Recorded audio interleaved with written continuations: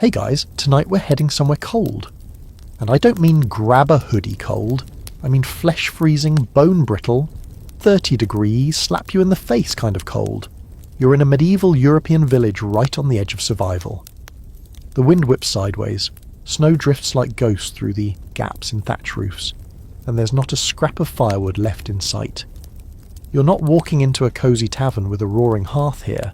No, you're walking into a place where warmth is a luxury few can afford, and where the most valuable thing in town might just be a pile of dried cow poop. Yeah.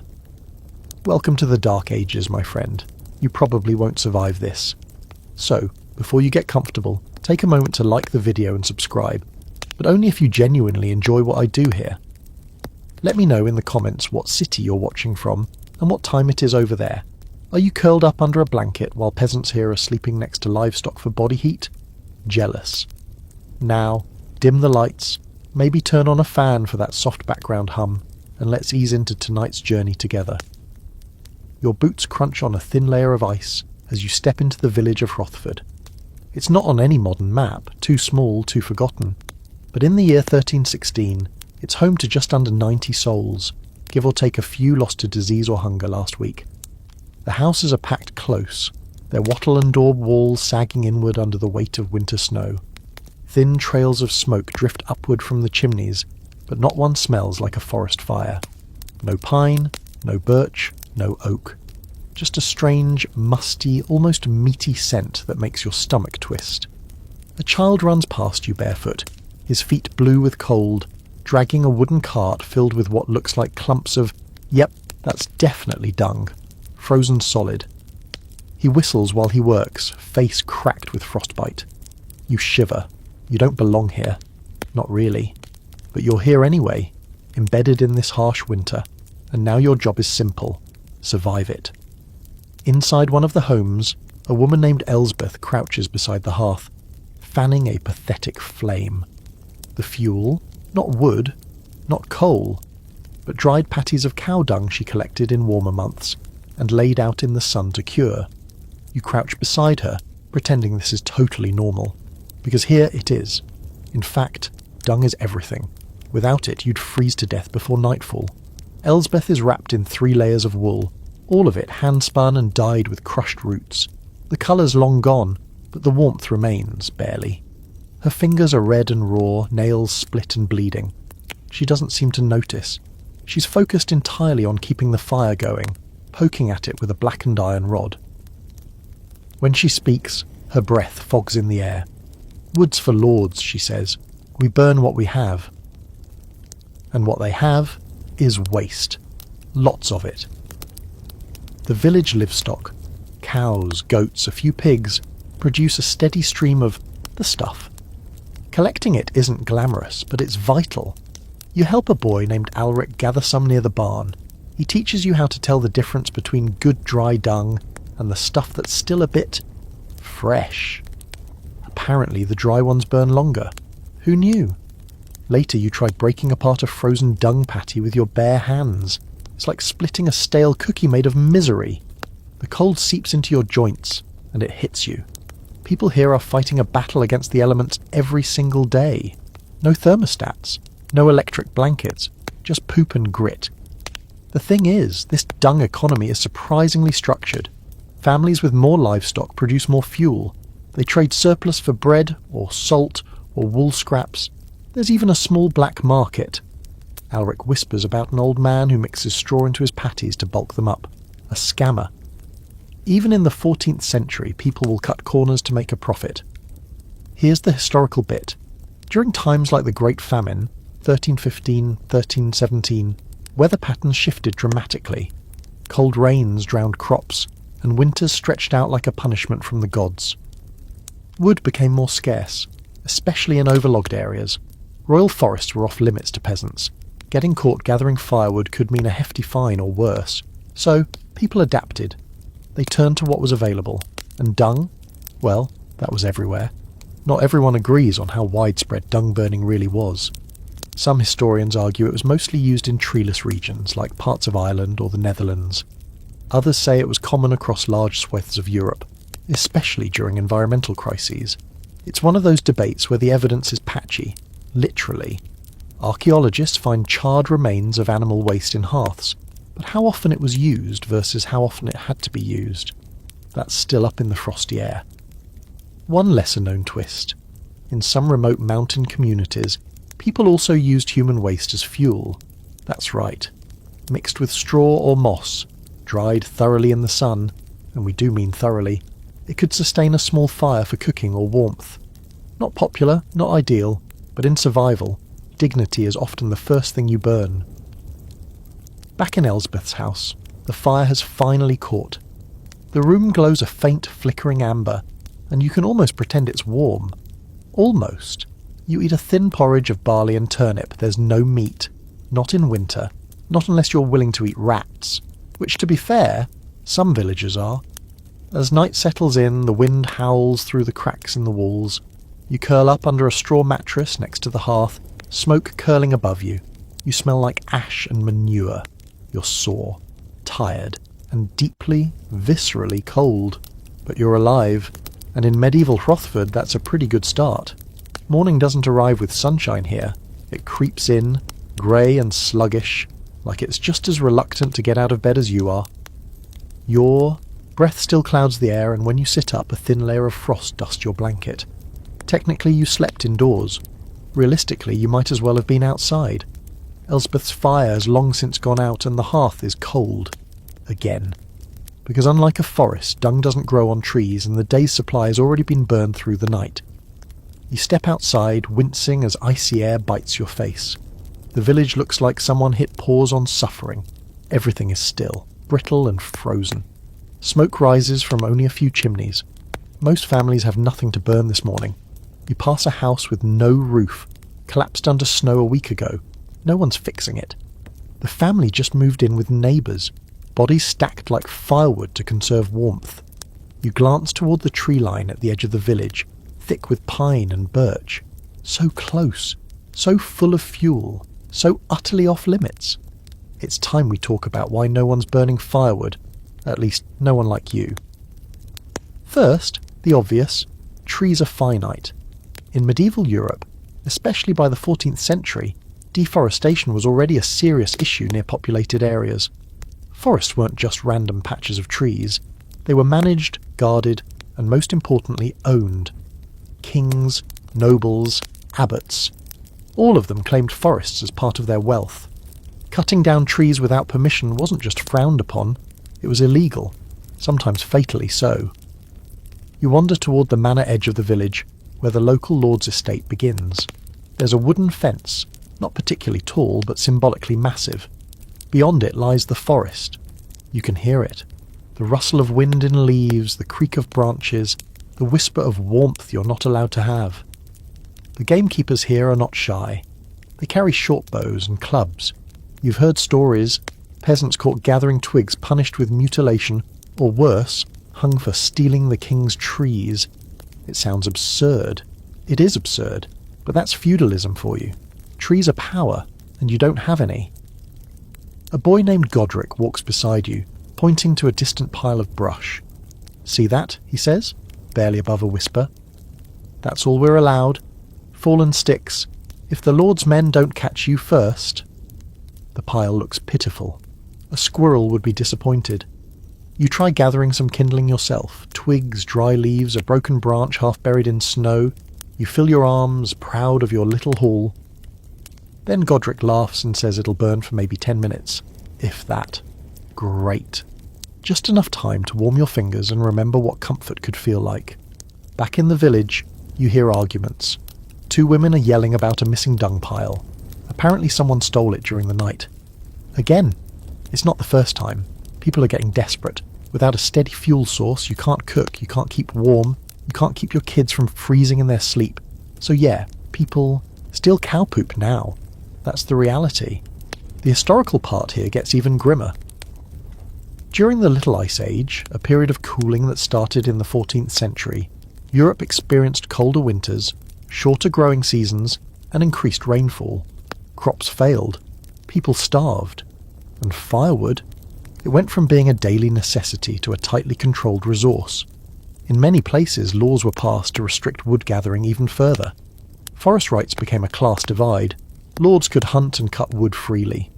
Peasants? They were out of luck. Some records show that entire villages were fined for collective wood theft. That's right. Even if one person was caught dragging a log home, the whole village paid. It wasn't about the wood, it was about control. And that brings us to a strange little fringe fact. In some towns, peasants burned roof thatch when things got really bad. That's right. They ripped the straw off their own homes to feed the fire. It was like eating your walls to stay alive. Of course, then the rain and snow came in, and everything got worse. But hey, at least you weren't cold, for a little while. You walk past a cottage with a suspiciously patchy roof. The family inside waves at you. They look warm, miserable, but warm. You try not to judge. Who wouldn't do the same? Around noon, you join a work party heading into the woods. Not for wood, but for dead bramble and thornbush. It's a legal grey area. No one owns the brambles and they're barely flammable, but they'll spark if dry enough. You carry bundles back to the village, hands bleeding from thorns. It's exhausting, humiliating, and somehow still better than freezing to death. By now you've started to appreciate just how intense winter survival is without modern tech. No central heating, no backup generator, just human willpower and whatever the earth, or the animals, can provide. You think back to your own time and the luxury of pressing a button for warmth. Here, a fire means everything. The smell of smoke on your clothes becomes comforting. It means you're still alive. There's an ongoing scholarly debate about just how bad firewood scarcity was across medieval Europe. Some argue it was localised, worse in heavily populated or deforested regions. Others suggest the problem was more widespread, especially during climate shifts. The truth is probably somewhere in between. What's undeniable is that for the peasant class, fuel was a daily struggle, a matter of survival, and a symbol of inequality. As evening falls, the cold sharpens again. You sit with Godric's family, eating thin leek broth cooked over a smouldering dung fire. It tastes edible. The room smells like burned hair and smoke. No one complains, they're just glad it's warm. You glance toward the window, a square hole covered with animal gut stretched tight. The wind outside howls. Somewhere in the village someone coughs. A bad sign. Illness spreads fast in the cold. But no one has time to worry. Tomorrow the search for fuel begins again. The fire flickers lower, you inch closer, and hope it lasts the night. The first thing you smell in the morning isn't breakfast. It's smoke. Dull, earthy, and strangely sour. The fire never really went out last night, but it's more embers now, coughing up the last of its fuel. A shriveled black patty of dung smoulders half-heartedly in the hearth, and the little heat it offers is already drifting toward the roof. Godric's mother is hunched over the ashes, poking at them with a bent iron rod, trying to coax just enough flame to boil water. Not for tea. For oats, maybe. Or for soaking a dirty cloth. You don't ask. You just breathe through your mouth and pretend this is all perfectly normal. By now, you know the routine. Collect, dry, stack, burn, repeat. But dung isn't the only thing on the medieval peasant's weird little winter menu of fuels. Today, you're going to meet the other contender. Bones. That's right. Not metaphorical ones. Real bones. Animal bones. Occasionally even human ones if you want to get dark about it. It starts when Godric invites you to the outskirts of the village near the butchering sheds. There's no actual butcher here, just families that know how to skin a pig without slicing their thumbs off. You follow him past a frozen trough and piles of hay covered in frost, toward a low pit filled with broken, scorched animal parts. At first you think it's just trash, but then he picks up a long, charred femur and holds it out to you like a prized relic. "We burn these," he says. "They crackle loud and stink like sin, but they keep the kettle hot." You take it. It's surprisingly heavy, and the ends are blackened from previous burns. Bone, especially from cows or pigs, doesn't exactly make for a roaring fire, but when dried and placed over coals it holds heat. The marrow, once burned out, leaves behind a brittle husk that glows for longer than you'd expect. It won't keep you alive through a blizzard, but it might boil a pot or warm your hands, if you don't mind the smell. Back in the village square you watch as an older woman named Hilda stokes her hearth with a mix of kindling, peat, and what's very clearly a handful of old soup bones. She mutters something about not wasting what's already dead, and you can't argue with that. When there's no firewood, no dung, and the wind howls like a hungry god, bone becomes just another piece of the puzzle. The historical fact here is surprisingly well documented in niche accounts.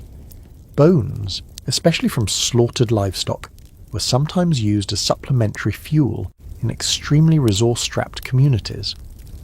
While not an ideal or consistent source, they were burned out of necessity, particularly in colder regions with little access to wood or peat. Some monasteries even had designated bone pits that doubled as waste dumps and emergency kindling caches. Recycling. Before it was cool. Of course, not everyone agrees on how common this was. Some scholars argue it's mostly folklore, rural exaggeration passed down through the centuries. Others point to archaeological finds, scorched bone fragments in medieval hearths and cooking pits.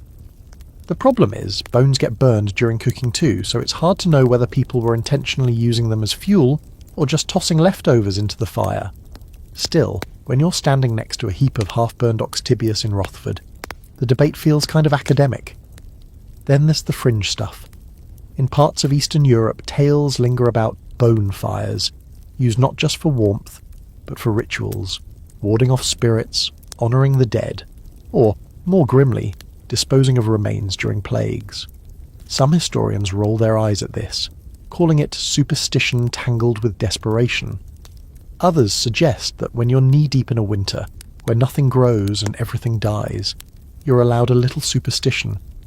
You walk with Godric past the village well, frozen solid at the edges, toward an abandoned shed that smells faintly of tallow and decay. Inside, bones hang from hooks, mostly cleaned, some cracked open for marrow. A few have been whittled into tools or charms. One hangs by a string shaped like a crude little person. You don't ask what it's for. You're learning that not every tradition comes with an explanation. Later in the day, you help Elsbeth prepare a fire for evening.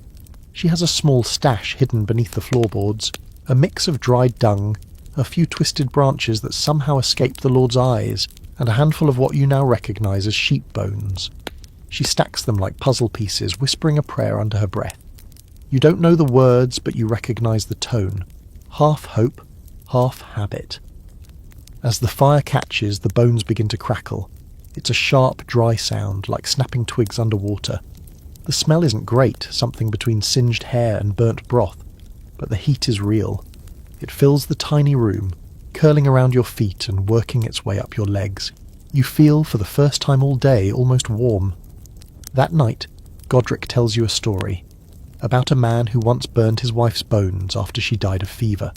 Not for warmth, but because the ground was too frozen to dig.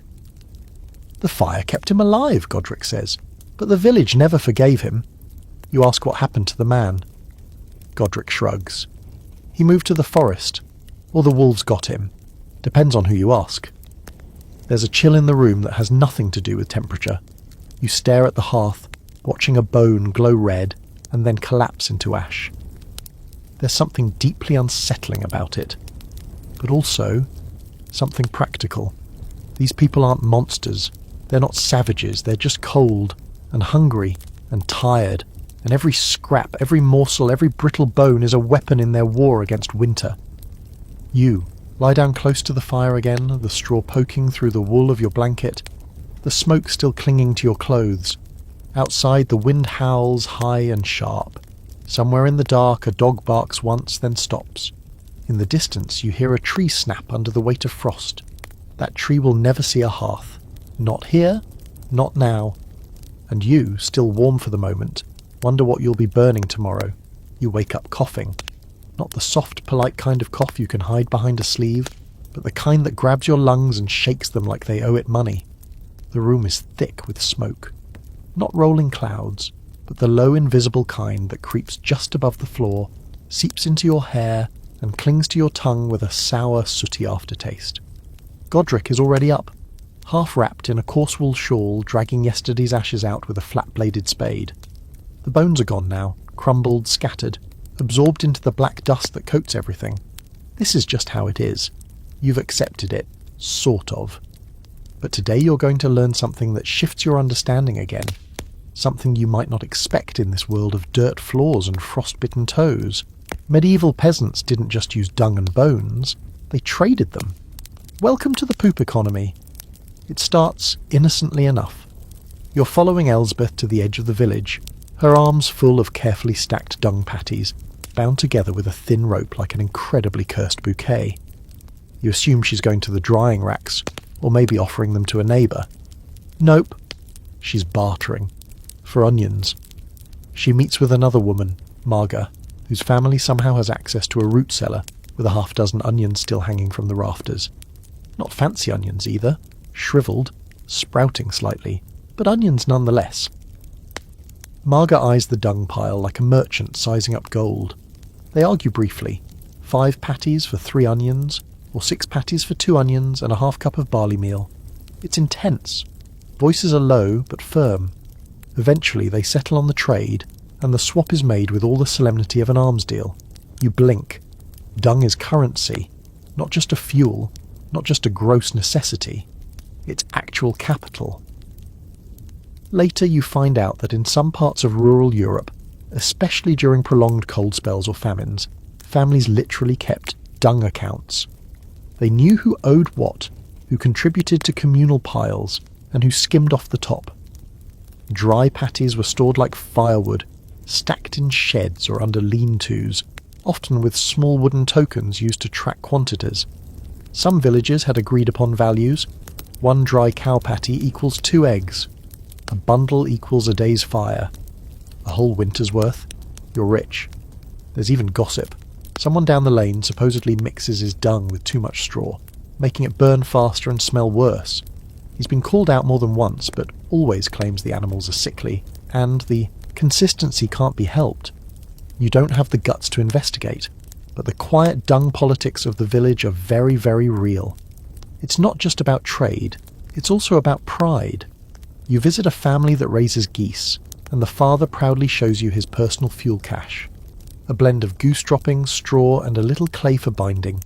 It's formed into small bricks and stacked under a lean roof. He calls them feathered fire cakes. You don't laugh. He's dead serious.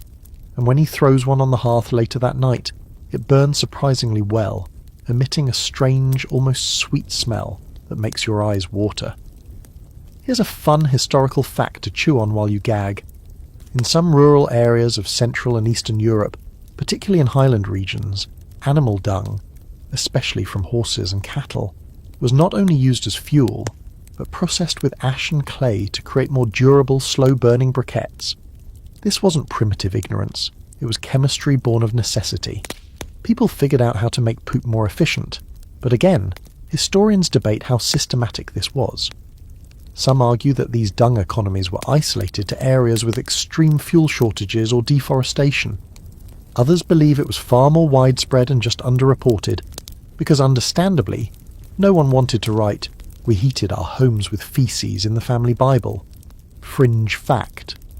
Some historians point to a particular peasant rebellion in the 15th century that may have been partially fuelled, pun very much intended, by rising tensions over access to dung. Not land, not taxes, dung. Apparently, one noble family tried to tax the collection of manure in their lands.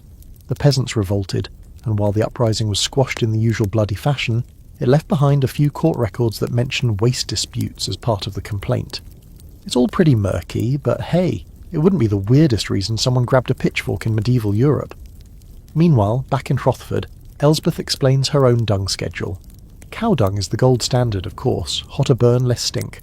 Pig dung is less desirable. Burns fast, smells worse. Chicken dung is usable only in a pinch and generally mixed with straw to slow it down. Human waste is the absolute last resort, and even then, only with heavy dilution, lots of drying, and ideally a prayer.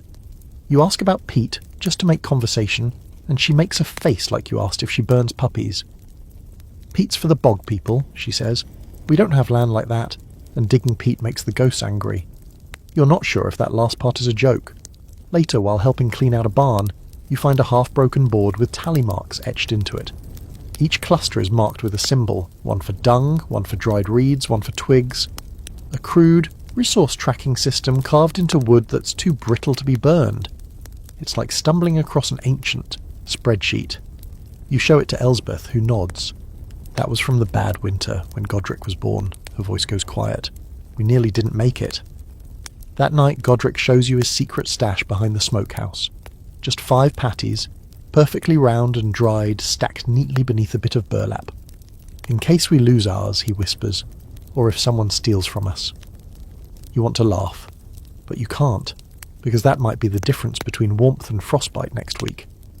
And so you sit beside the hearth again, the fire fed by something that once steamed in a pasture. The smell by now has become strangely comforting, like leather, smoke, and survival. You think about your own world, where we flush this stuff away like garbage. Here it's life. Here it's a currency. Here it's the only reason you're still breathing. And tomorrow, you'll be back out there, trading waste for warmth, 1 patty at a time. You smell it before you see it.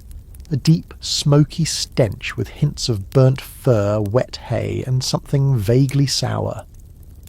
You've gotten used to the background odour of Hrothford, a consistent perfume of livestock, mildew, and desperate humanity. But this is something else entirely. It hits you when you open the door and step outside into the pale morning light, cold enough to freeze your eyelashes. It's coming from 2 doors down, where a family is burning their entire supply of dried dung at once. You can see the smoke billowing out of the chimney, thick and curling like it's trying to escape the smell of itself. You head that way out of curiosity, but also because curiosity is the only thing that moves fast in this kind of cold. The house belongs to a man named Toth, who you've seen only a handful of times. He doesn't talk much. His hands are always black with soot, and his boots are patched with rope. Today, he's standing outside with a blank expression while the inside of his house becomes an inferno of bad choices. You ask what's going on, and he just mutters, "Had to do it. Couldn't stand the cold." And that's the thing no one really talks about in medieval winter survival. Sometimes the cold wins, not by killing you outright, but by wearing you down until you make stupid decisions, like burning everything you have in a single day for a brief glimpse of comfort. You step inside the house and instantly regret it. The heat is almost unbearable, a sudden slap of humid, acrid warmth that stings your eyes. The air is thick with smoke, not just from dung, but from whatever else Toth tossed in. Probably animal bedding, straw, a broken stool, maybe even bits of his roof. You sit for a minute. It's the warmest you've been since arriving here, and yet it feels wrong, like someone lit a funeral pyre inside their own home, because that's exactly what this is. Toth just burned through his entire week's worth of fuel. Tomorrow, his house will be colder than anyone's. Tomorrow, he may not wake up at all. Back at Elsbeth's, there's a quiet panic brewing, not loud or dramatic, just a slow churn of concern because everyone saw the smoke and knows what it means. Toth broke. The unspoken rule here is moderation. Pace yourself. Hoard the heat. Lose that and you lose everything. You sit by the fire, if you can call it that. Tonight it's more of a warm suggestion than actual flames. A single smouldering patty, a few dry reeds, and what looks suspiciously like a piece of a wooden spoon that accidentally broke earlier. Elsbeth doesn't mention it. No one does. You don't waste words on something that hurts this much. Here's a historical nugget for you. People in the Middle Ages often kept cooking and heating fires going continuously, sometimes for months. Letting a fire go out meant you had to relight it, and matches didn't exist yet. So families would shield a tiny ember under ashes overnight, hoping to coax it back to life each morning. If the ember died, you had to beg a hot coal from a neighbour, or, if you were really desperate, try to spark one with flint and steel, assuming you had either. Fire wasn't just fuel, it was continuity, it was stability, it was something you protected like a child. That's why people burned, well, just about everything. You learn this firsthand when Elsbeth calmly walks over to a low chest in the corner of the cottage, opens it, and pulls out a small bundle wrapped in cloth. Inside, scraps of wool, a bit of old parchment, and a brittle wooden comb. She tosses them into the fire one by one. They flare, hiss, and vanish. The room warms slightly. The smell is complicated. This, it turns out, is the real heart of peasant winter. The slow, painful burning of your life, piece by piece. You ask what happens when there's nothing left. Elsbeth shrugs. We burn the stool. Then what? We tear the thatch. And after that, Then we pray. The scholarly debate here is interesting. Some researchers believe the idea of peasants regularly burning household items is exaggerated, based on later accounts, not contemporary ones. Others argue that archaeological evidence shows consistent burn patterns on domestic objects, broken handles, bits of furniture, even clothing.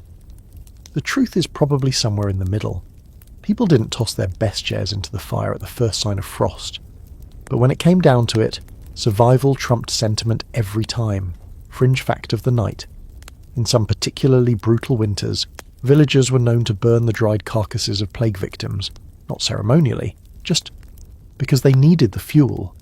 It's not something you'll find in many textbooks, but a few scattered records mention bone and cloth heaps, used to start fires during prolonged sieges and famines. Grim? Absolutely. But that's what coal does to people. Back in Rothford, you help Elsbeth tear apart a broken basket for kindling. The woven slats snap easily. The basket belonged to her mother. You hesitate. She doesn't. Into the fire it goes. Godric watches silently. He's learning something too. How to make hard choices. You wonder how many winters he'll survive. You wonder how many you would. That night, the fire is small but steady. You're down to the last of the dried patties for the week. No one says it out loud, but you're all doing math in your heads. Tomorrow is market day. If the snow clears, there might be someone willing to trade fuel. Or not. There are rumours that travellers froze to death on the road last week. No one went out to check. Why would they? You sleep closer to the hearth than ever. Your nose stings from the smoke. Your feet are numb. But for now, you're warm. You dream of a bonfire made of clean, dry wood. And you wake up to the smell of burning hair and the reality that dreams don't keep you alive. The cold is getting inside you now. Not just your skin, but deeper. Into the parts that don't usually feel things. You wake up stiff, not from sleep, but from having spent the entire night trying not to move, tucked so tightly into your blanket you might as well have been mummified. There's no fire this morning. Not even embers. The hearth is just a pile of grey powder with black flecks, and the air feels like it's been filtered through stone. You try to wriggle your toes, and they obey, but sluggishly. That counts as a victory. Elsbeth is already awake, standing at the door with her arms crossed, staring out at the snow. Her breath forms tight little clouds that drift out the open doorway and vanish instantly. She's waiting. Not for anything in particular, just waiting. Maybe hoping. Maybe calculating how many hours until dusk returns. Godric bursts in, nearly slipping on the frozen threshold, holding something long and stiff wrapped in a cloth. "Found it," he says, grinning, and unrolls it on the table. It's a bone, a big one. You think maybe a horse femur or a cow's leg, but when Elsbeth sees it, she frowns. "We burned the last of the bones," Godric nods. "This was in the midden. You don't want to know what else was in that midden, but it's impressive. The bone is dry enough to burn. He must have dug through a frozen wall of refuse to get it. That's dedication, or desperation, or both. Today, you're learning about the strange and increasingly disturbing alternatives to wood, dung, and bones. Because when everything familiar is gone, when the dung is burned, the kindling wet, and the hearth empty, people get inventive. Enter the world of burning bones again. But now we mean them differently, because now we're talking about boiling them down. Elsbeth pulls out a large blackened pot, hangs it over a few twigs and bits of bark Godric found under a tree, and places the bone inside with a splash of grey water. She's not cooking food, she's cooking glue, or what passes for it. As the bone simmers, she explains, after long boiling, some bones release a greasy residue that can be skimmed and used like tallow, not just for candles or sealing boots, but as a sticky, slow-burning fire starter. It's not much, it smells awful. But in this frozen world, it's better than nothing. Godric fetches a small cloth, dips it in the fatty film rising in the pot, and rolls it into a tight wick.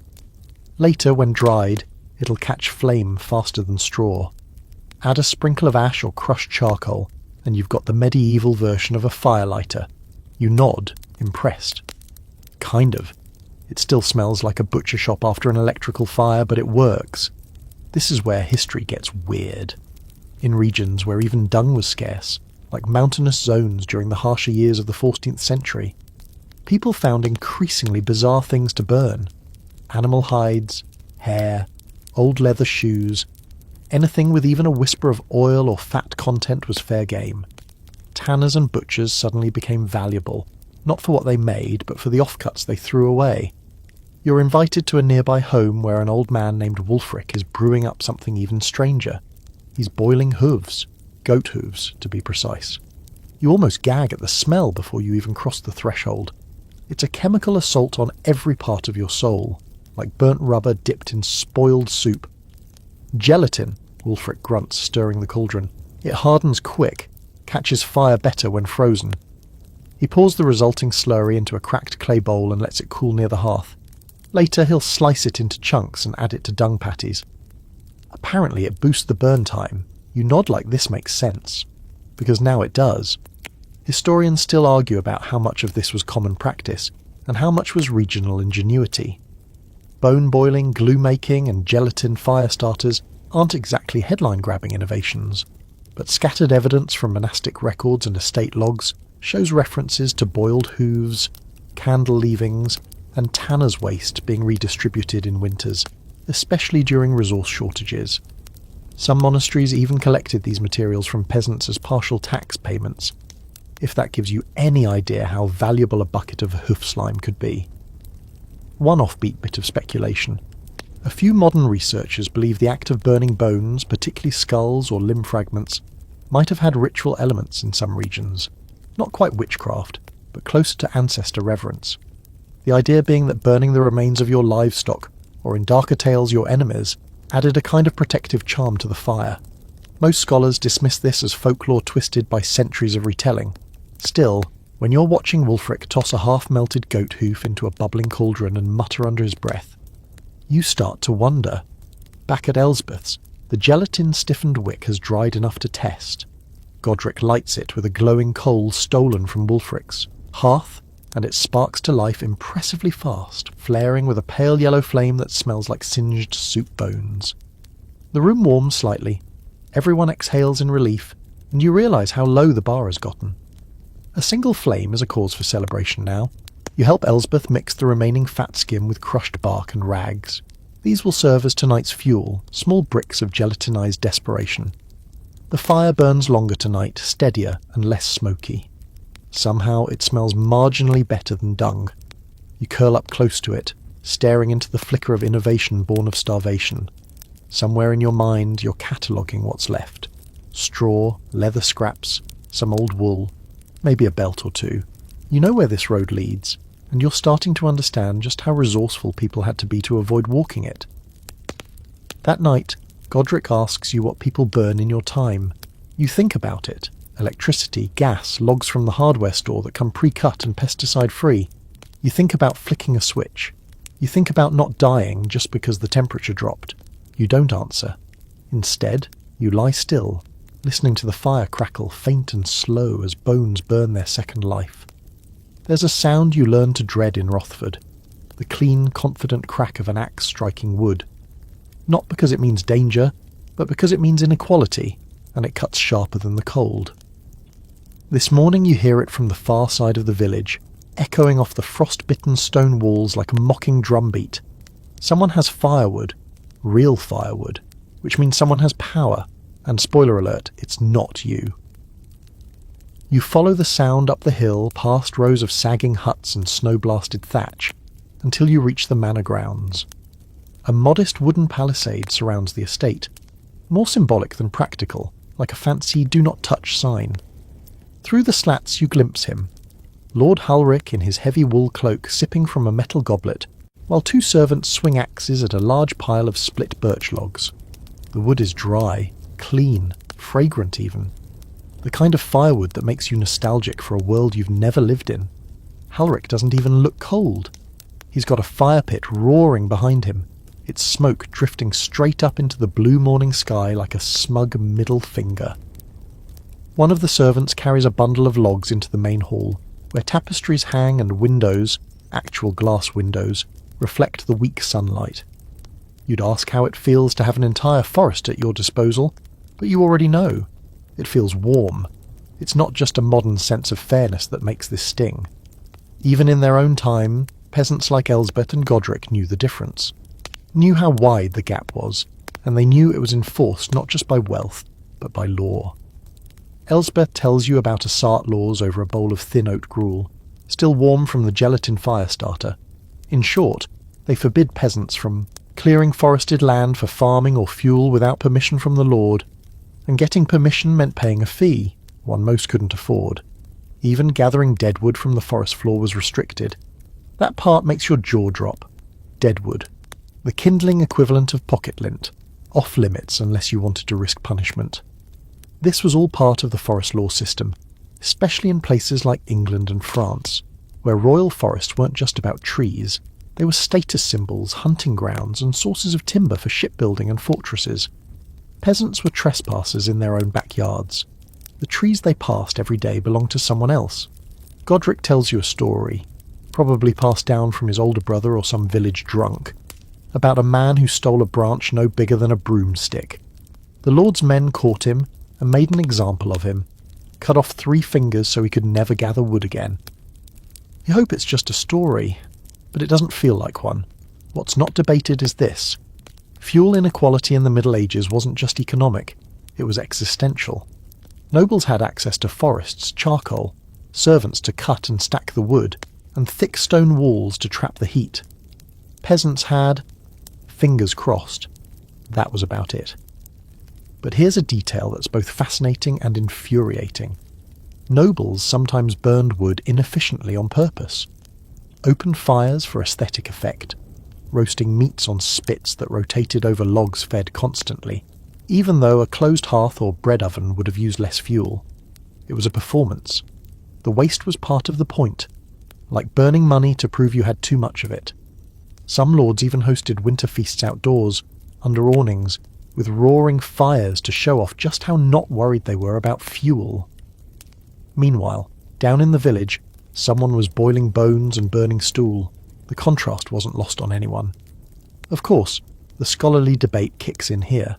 Some argue that nobles weren't always so thoughtless, and in harsher climates they did implement regulated systems, fuel quotas, woodland preservation plans, even allowing peasants fire rights during certain months. Others say those were rare exceptions, and the rule was generally this. If you can't pay, you can't burn. And if you burn without paying, you'd better not get caught. Back in Rothford, the chill creeps lower into the valley as the sun begins to dip behind the hills.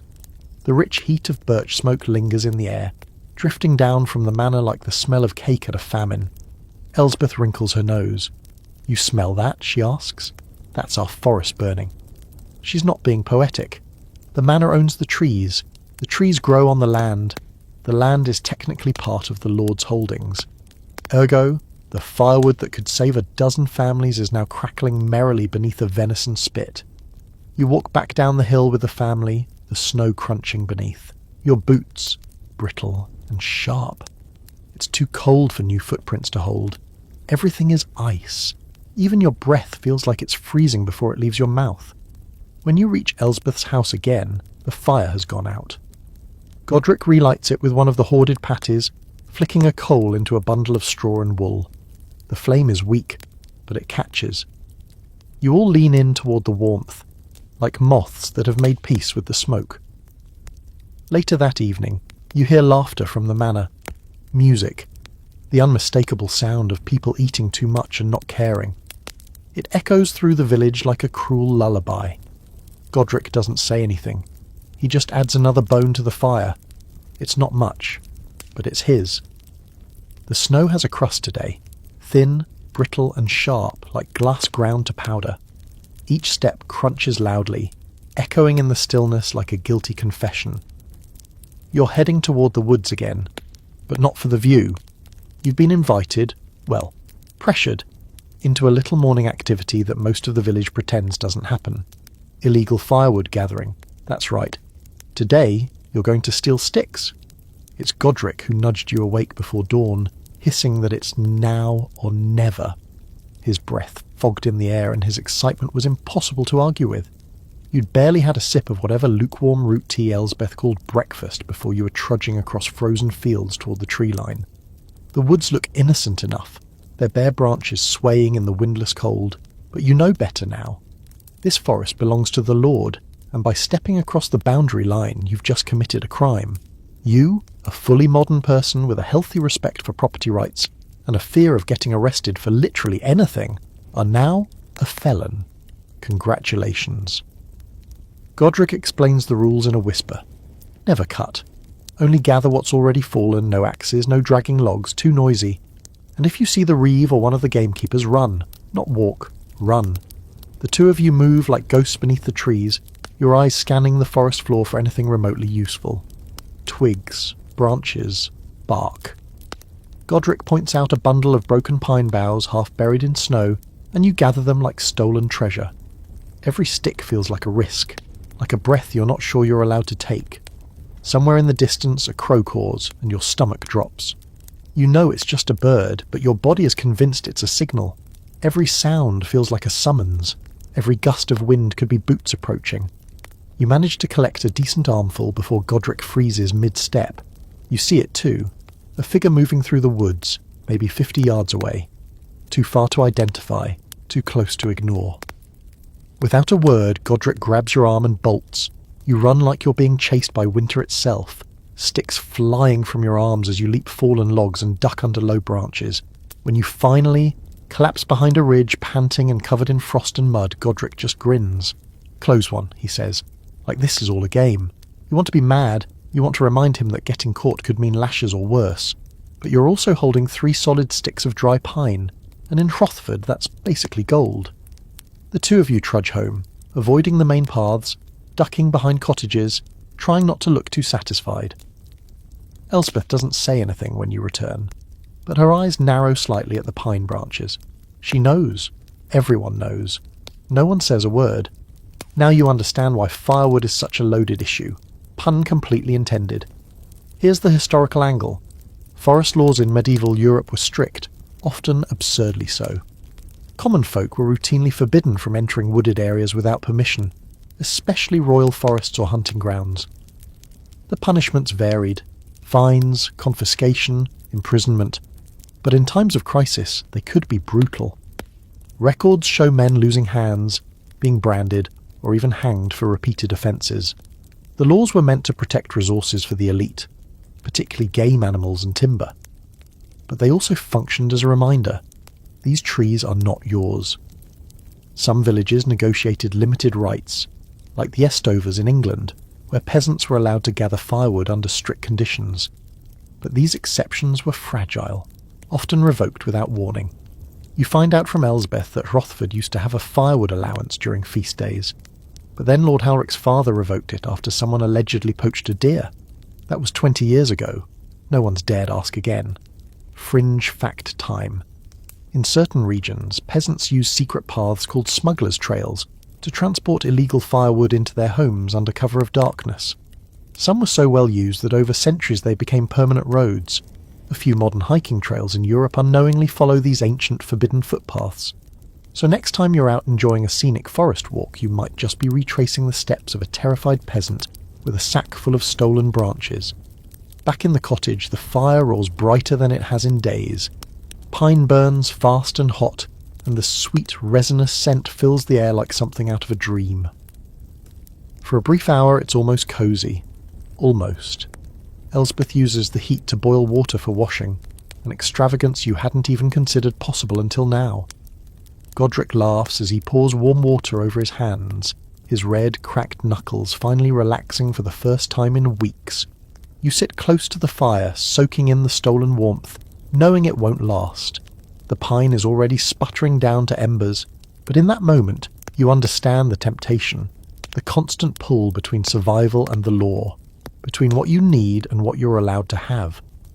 Later that evening, you hear shouting in the village square. Someone else got caught. Not from your group, thankfully, but a boy from the next village over. He was seen dragging a branch too thick to be considered fallen. He's now locked in a grain shed until the reeve decides what to do. People mutter, some are angry, some are scared, but most are just tired. Another lesson in what happens when you break the unspoken rules. You fall asleep that night still smelling of pine smoke, your hands sore from gripping branches too tightly. The fire is low but steady, and the guilt feels like a second layer of clothing. Itchy, heavy, necessary. You dream of trees, not the real ones, not the kind that get you punished, but the kind that grow for you, just for you, and never say no. The next morning greets you not with the usual thin grey light, but with a strange kind of muffled stillness. It's the kind of quiet that feels like the world is holding its breath. You sit up, blink away the sleep, and immediately notice the light has changed. Brighter, crisper, yet somehow still bleak. Godric's already up, boots on, peering out the door with a look of nervous excitement. "It snowed again," he mutters, "but not much, just a skin." You step outside with him, squinting against the glare. The snow has indeed settled into a smooth, shallow sheet. Only an inch or two, but enough to make everything look fresh. Or fresher, anyway. You know better than to fall for the illusion. Nothing is new in Rothford, just briefly disguised. And under that pretty dusting of white, the same frozen mud, the same decaying thatch, the same desperation. Today you're not heading to the woods. No, today's adventure is muddier, colder and wetter. You've been invited, this time by Elsbeth herself, to visit the bog. Peat, she says simply when you ask why. We dig it, dry it, and burn it. She says it like she's describing peeling a turnip. Nothing grand, just what people do, but from the way she wraps an extra scarf around her face and ties it tightly, you can tell this isn't going to be a pleasant stroll. You, Elsbeth, Godric, and another man named Tom trudge for nearly an hour through the snow-covered fields, until the land starts to sag and darken. The air grows heavier, wetter, and with it comes a smell you can't quite place. Part plant rot, part wet dog, part something older and sourer. Then you see it, the bog. It's not quite a swamp, but close enough. A wide, low patch of land, brown and black, with little tufts of grass and pools of icy water. It looks like the earth itself is rotting, which technically it is. That's the whole point of peat. Godric pulls out a long-handled spade and begins to dig, his breath forming thick clouds as he leans into the frozen muck. You help, or at least you try. The ground resists you. It's not like shoveling dirt. It's more like trying to scoop pudding out of a freezer with a fork. Every cut of the spade produces a dark, wet slab, almost like sponge cake soaked in grave water. These are peat bricks, and they're heavier than you'd expect for something that burns. Elsbeth explains while she works. Peat comes from old plants, pressed down for hundreds of years. All that rot becomes fuel. You nod, mostly because it's the only part of your body that doesn't hurt yet. The first few bricks you lift squelch and drip brown water, but as you get deeper, the peat becomes more solid, black, dense. Already your gloves are soaked, and your boots are starting to leak. But there's no turning back. Here's the historical note you didn't know you needed. In regions where forests were scarce, think Ireland, parts of Scotland, the Low Countries, peat wasn't just a backup plan. It was the fuel. Entire industries formed around cutting, drying and trading peat. There were peat rights, peat taxes, even peat smuggling. The stuff was everywhere, both above ground and in legal disputes. Back in Rothford, peat is a luxury only available to those willing to make the trip. The bog lies just outside the Lord's official lands, which means it's technically free for the taking. But it's also dangerous. More than one villager has gotten stuck out here. Broken ankles, frostbite, even full-on sinkings. You don't ask about that last one. You're too focused on not becoming part of the peat yourself. After several hours, the group has collected a pile of dripping black bricks. They're stacked carefully onto a sled, an old door with ropes, and dragged back to the village. But they're not ready to burn yet. First, they must be dried. Back in the village, you help lay them out on wooden racks near the animal pens where the wind will wick away the moisture over the next several days. Peat needs time to become useful. If you burn it too wet, it hisses and smokes like an angry cat and barely produces heat. Dry, though, it burns low and long, perfect for baking bread or keeping embers alive overnight. Elsbeth sets aside a few smaller half-dry bricks and places them near the hearth to finish curing. "These'll go in tomorrow's stew fire," she says, already planning 3 days ahead. Godric, still soaked to the knees, looks less thrilled. "I think I got peat in my socks." You laugh, until you realise you did too. Now, here's where things get a little heated, pun aggressively intended. Among historians, there's been plenty of debate over just how widespread peat use really was in mainland Europe during the Middle Ages. Some argue it was mostly regional, confined to areas naturally boggy and without forest access. Others suggest that as deforestation increased, peat became a vital alternative fuel in many places, even in drier regions where it had to be transported in bundles. Archaeological digs in northern Europe have uncovered storage pits and drying racks specifically built for peat, but whether this was common or just clever adaptation, still an open question. Then there's the fringe fact, which is slightly less charming. In some areas, old peat bogs became burial sites, not intentionally, just practically. The ground was soft, the water kept the smell down, and during outbreaks of disease or famine, bogs absorbed the dead as readily as they absorbed rain. Some of those same burial bogs were later mined for fuel, accidentally digging up preserved remains. Yeah, peat fires occasionally came with some extra ingredients. You don't mention this to Elsbeth. That night the fire is weak but steady. One of the half-dry peat bricks is burning now. It sizzles a little, but the room is warmer than it has been in days. The smell is earthy. Not quite pleasant, but less offensive than dung. You sit beside the hearth, feeling the gentle heat seep into your bones like a whispered apology. Godric's asleep on a straw mat. Elsbeth's humming softly while mending a torn tunic. Outside, the wind howls again, carrying the same song it's been singing all winter, thin, high, and merciless. But here, in this small room, the fire holds, and tomorrow the peat will burn brighter. By now, you've learned that staying warm in Rothford is like juggling knives. Dangerous, exhausting, and eventually you're going to get cut. Even the peat, dependable as it seemed yesterday, isn't the perfect solution. The bricks crack when dried too fast, crumble when they're too wet, and the smoke? Let's just say if the wind's not right, your neighbours will know exactly what you're burning and start asking questions. Which brings us to today's lesson. When the earth and animals fail and the forests are off limits, people turn to the one thing they've always had a complicated relationship with: each other. It starts just before dawn. You're half asleep, curled up near the hearth, when shouting cuts through the frozen hush. Not the usual village argument about missing hens or whose ox is stealing whose hay. This is sharper, meaner, accusations. You stumble outside to find a group of villagers, 3 women and a boy, surrounding a wiry older man near the well. They're yelling about peat theft. Apparently someone's drying bricks went missing during the night, and this man, Brand, a day labourer who lives on the edge of town, has a fire going way too early and way too hot. Suspiciously hot. Brand claims he found old wood in the ditch. Everyone else knows that's a lie. There hasn't been unclaimed wood in these parts since your great-grandfather's great-grandfather was born, and even if there were, no one burns it at sunrise unless they're hiding something. Elsbeth arrives late, eyes narrowed, lips tight. She doesn't say a word, but her presence shifts the energy. People back off slightly.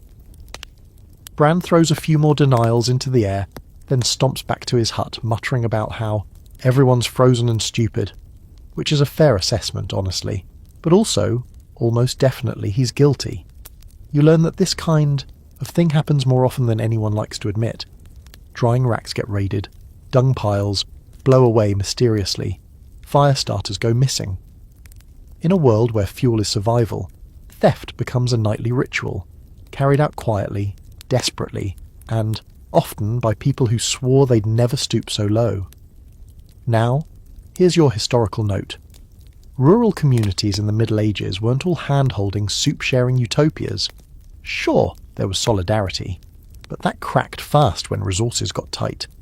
During especially harsh winters or poor harvests, documented cases of petty theft skyrocketed.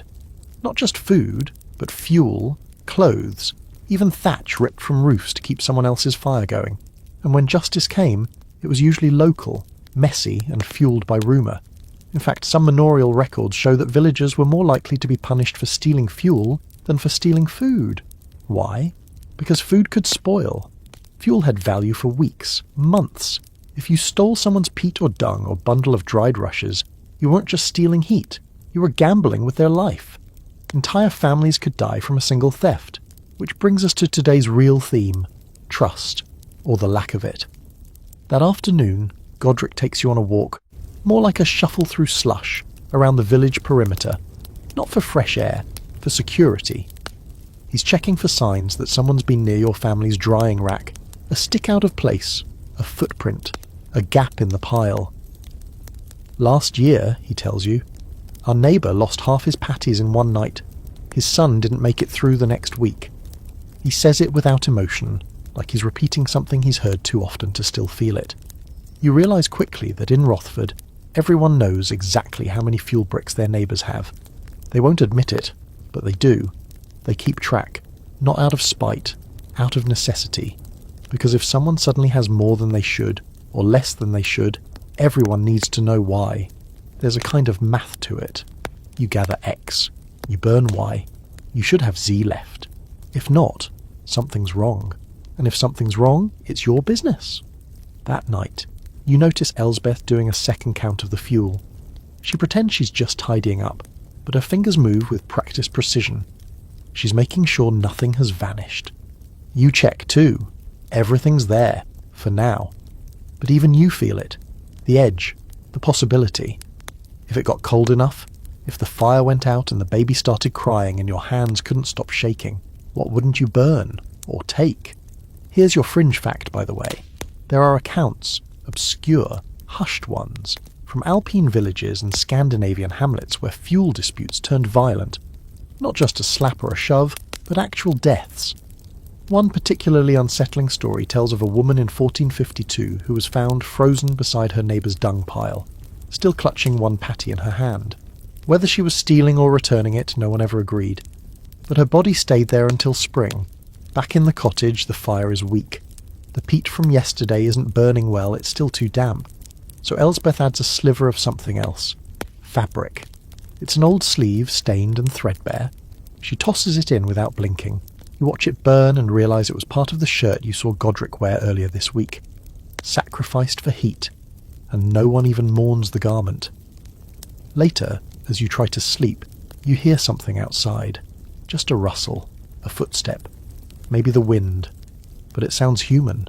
You sit up, heart suddenly racing, ears straining. Nothing. You lie back down. Still nothing. But you sleep with one eye on the hearth, because even in the quiet, the fire has enemies. It's gone. Not the fire, though it barely flickers now, but the stool.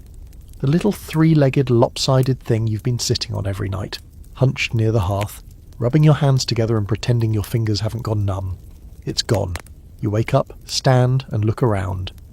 Then you spot it, or what's left of it. A single leg propped in the corner, charred at one end, black as tar.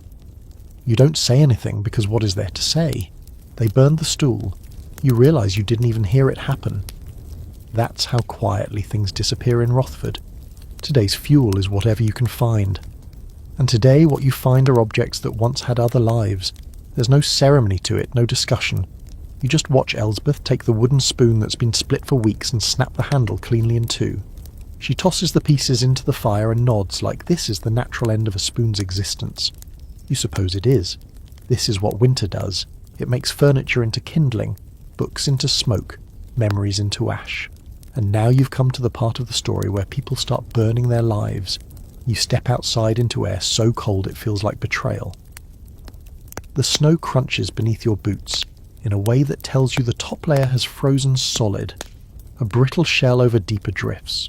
You walk toward the square and immediately spot something that should not be there, a hole in the side of someone's cottage. Not large, just a missing plank of wood, but it's enough. Someone's burned their wall. Tom, the same man who helped dig peat earlier, stands nearby shaking his head. They'll regret that come thaw, he mutters. Water'll pour in like a curse. But he's not judging, just acknowledging. Because they've all thought about it. Every home here is one bad night away from becoming a pile of firewood pretending to be shelter. That's the unspoken truth. Every single object in Hrothford has two identities. The one it was made for, and the one it takes on in winter. Table, firewood, crate, kindling, book. Slow burn fuel with just enough heat to boil water. And yes, books. Elsbeth has one. Had, anyway. It's a tattered religious text, nothing valuable by modern standards, mostly prayers in Latin, with a few marginal notes in a fading hand. She's kept it in a wooden box under her bed. You'd seen her touch it once, gently, like it meant something more than words. That afternoon she opens the box. The book is stiff from years of cold, the cover cracked, the spine barely holding. She doesn't cry, doesn't hesitate, just rips out a single page and feeds it to the fire. The flame jumps, bright and hungry. You feel something in your chest collapse. She offers no explanation. Here's your historical truth bomb. Burning books wasn't just an accident of war or fanatics. In many cold, poor villages across medieval Europe, especially during the harshest winters, books were fuel. Monasteries, with their endless parchment and scraps of leather binding, were sometimes raided not for knowledge, but for kindling. And while elite libraries remained protected, smaller texts, worn and unread, were easy sacrifices. There's a historical record from 1473 of a small abbey that burned its own scriptorium scraps to stay alive through a particularly cruel winter. No one talks about it. It's buried in a margin like the notes in Elspeth's book, but it happened. You wander the village, spotting other small absences. A doorframe that looks thinner than it did yesterday, a chair missing a leg, a ladder with one rung snapped off. People don't wait for objects to break, they encourage it. A wobble becomes a weakness becomes an excuse, and an excuse becomes fire. Here's your fringe fact.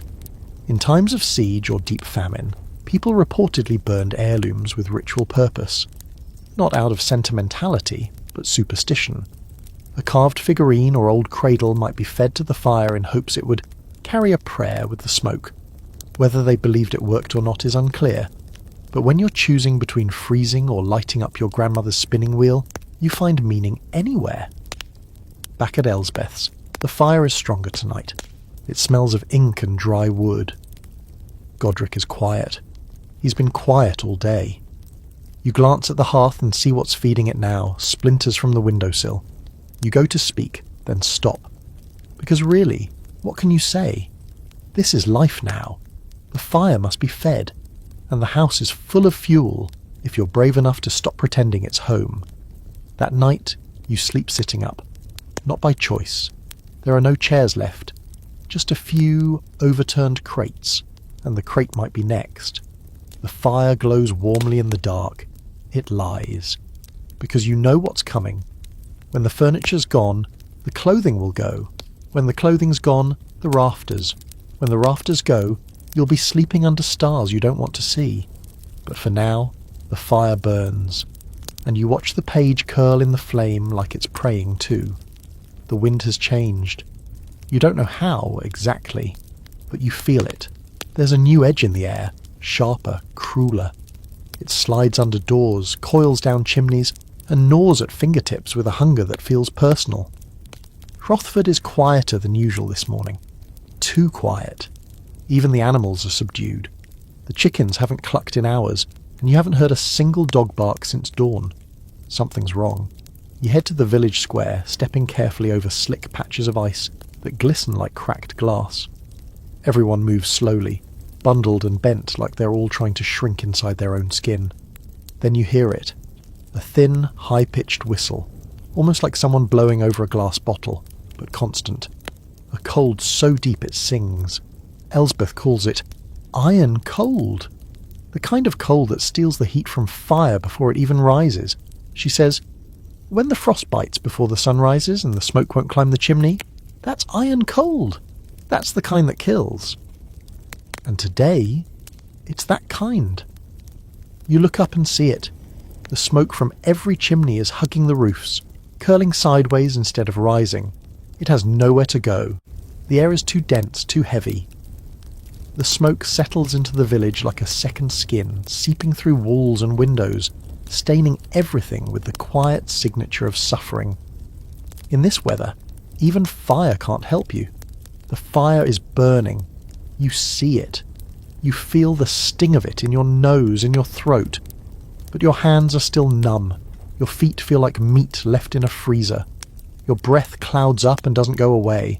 It hangs in the air like fog clinging to your hair and eyelashes. The fire is there, but it's not enough. Godric's little sister Marta has stopped talking. She hasn't said a word all day. She just sits, wrapped in an old wool cloak, rocking slightly. Elsbeth tries to feed her, but she won't eat. You know the signs. You've read about this. Hypothermia doesn't always come with shivering. Sometimes it comes with silence.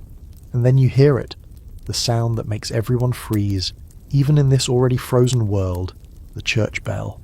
The bell never rings in winter. It's too cold for services, too risky for gathering, but when it rings it means one thing. Someone has died. You follow the slow trail of villagers toward the chapel at the edge of the village. The path there is packed with snow, turned icy by hundreds of cautious footsteps over time. A small crowd has gathered outside. No one wants to go in yet. Not because of fear, but because the inside is colder, stone and shadow and stillness. Eventually the priest steps out. His beard is frozen, his eyes hollow. "We've lost the Sarn family," he says. That's it. No eulogy, no comfort. Just the names. 3 people.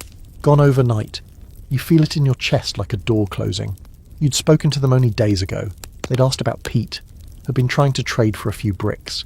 No one had any to spare. Not even Elsbeth. And now, they're gone. You return to the cottage, the silence weighing heavier than the snow. No one speaks, not even Godric.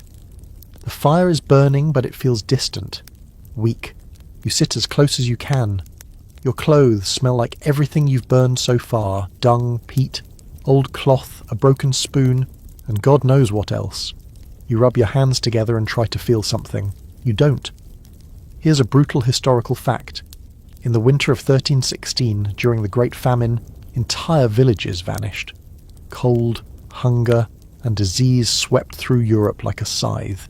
In many places, the dead outnumbered the living. Bodies were buried in shallow pits, or not at all. There are records of entire families dying overnight when fires failed and fuel ran out. Some villages never recovered. Some were simply reclaimed by snow. There's a scholarly debate about whether this winter, the kind Hrothford is trapped in now, was an anomaly or part of the broader climatic downturn known as the Little Ice Age. Some argue it was the result of volcanic activity. Others point to a solar minimum. Regardless, it was enough to break the fragile systems medieval communities relied on. The weather changed, and the world with it. Fringe fact, during some of the coldest winters, people reported ice ghosts. Not literal spirits, but hallucinations brought on by cold, hunger, and sleep deprivation.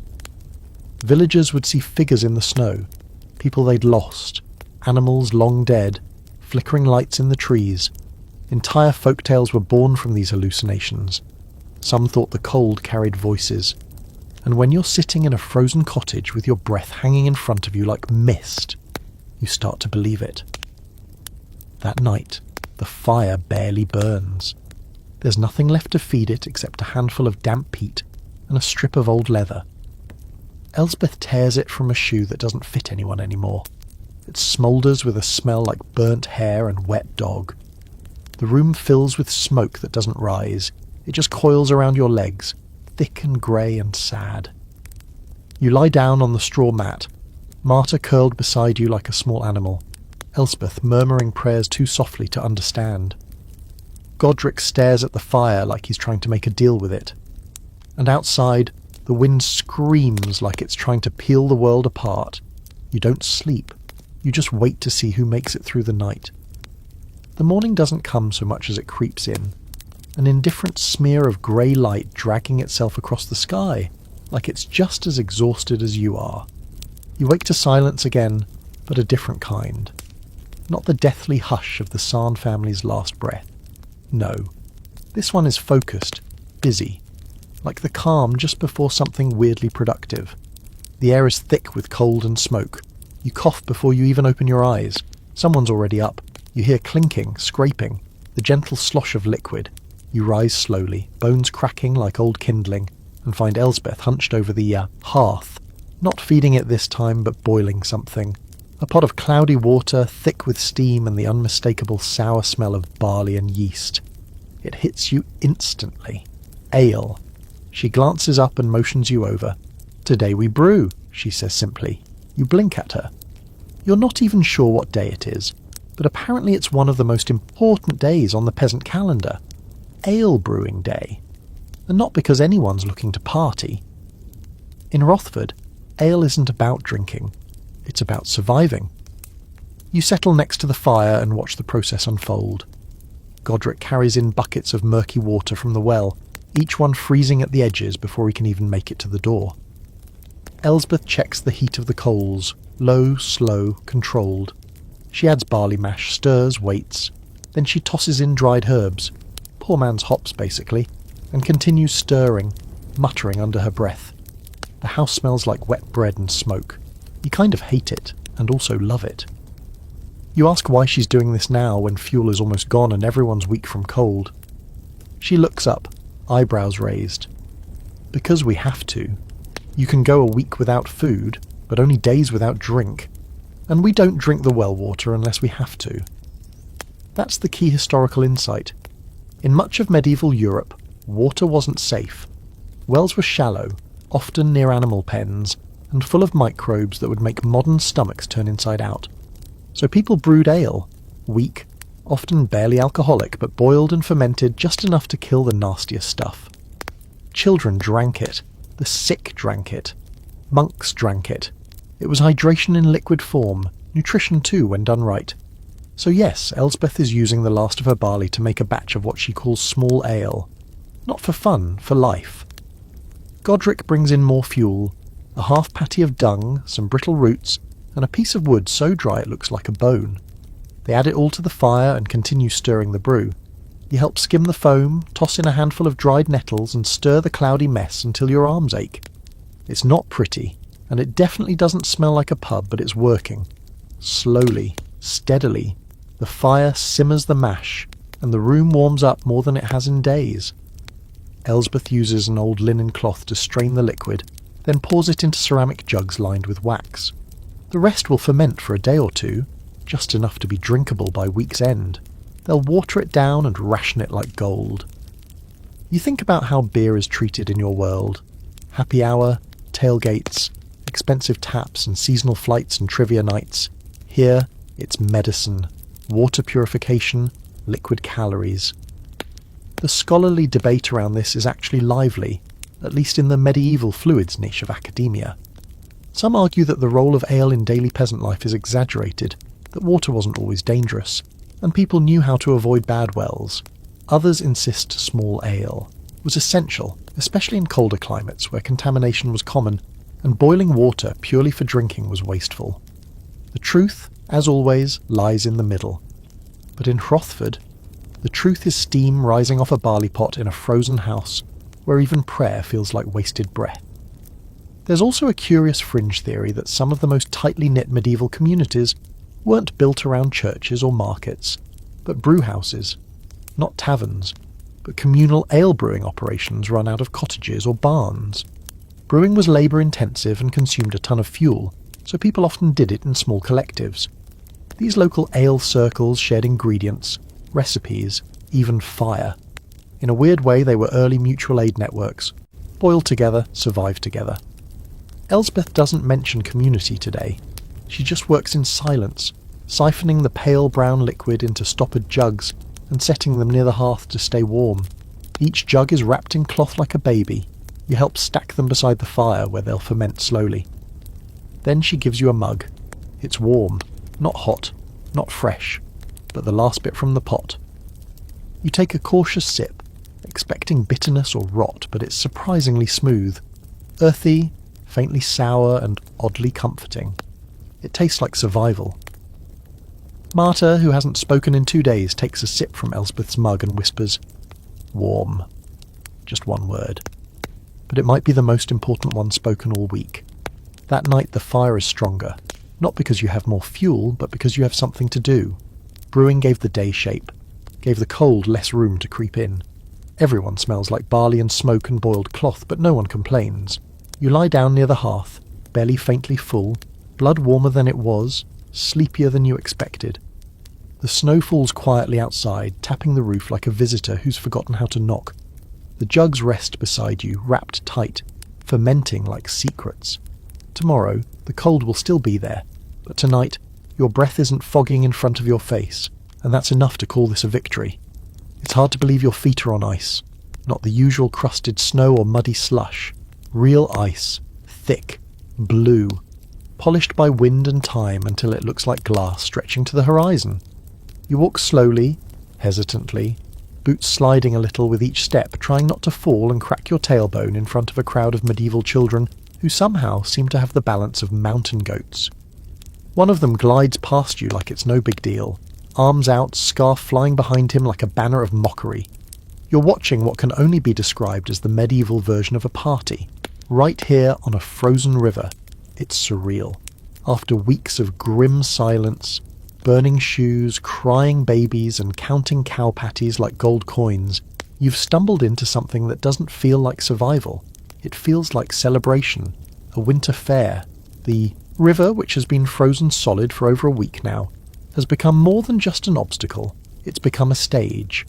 People have carved walkways through the snow, lined them with sticks and lanterns. Someone's hung strips of colourful cloth between poles. A handful of traders from nearby villages have come dragging sleds loaded with dried goods, pottery, even a few precious metal tools. There's a woman selling roasted turnips on a flat stone heated by coals, and they smell shockingly edible. You spot Elsbeth and Godric near the edge of the fair, eyeing a bartering stand. Elsbeth looks sceptical, which makes sense. This is the same woman who once haggled for dried fish with the intensity of a wartime general. She gestures for you to come closer. It's not just a market, she mutters, watching the scene. It's a distraction. She's not wrong, because while there's music, rudimentary flutes, clapping, someone tapping rhythmically on a pot lid, and there's laughter and games and things being sold that no one can actually afford, there's also a sense that everyone's trying really, really hard not to remember that it's 20 degrees and death is one cracked chimney away. People dance to stay warm. They smile to stay sane. Here's your historical nugget. Frost fairs weren't just something that happened in London on the Thames. Throughout Europe, when rivers froze solid enough, even peasant villages found ways to gather. It was rare, because rivers don't freeze safely very often, but when it happened, it was seen as both omen and opportunity. The cold that took lives also created moments of eerie stability. Flat solid ground where there hadn't been before, a place for trade, for socialising, for escaping the cramped stink of a one-room cottage full of smoke and coughing.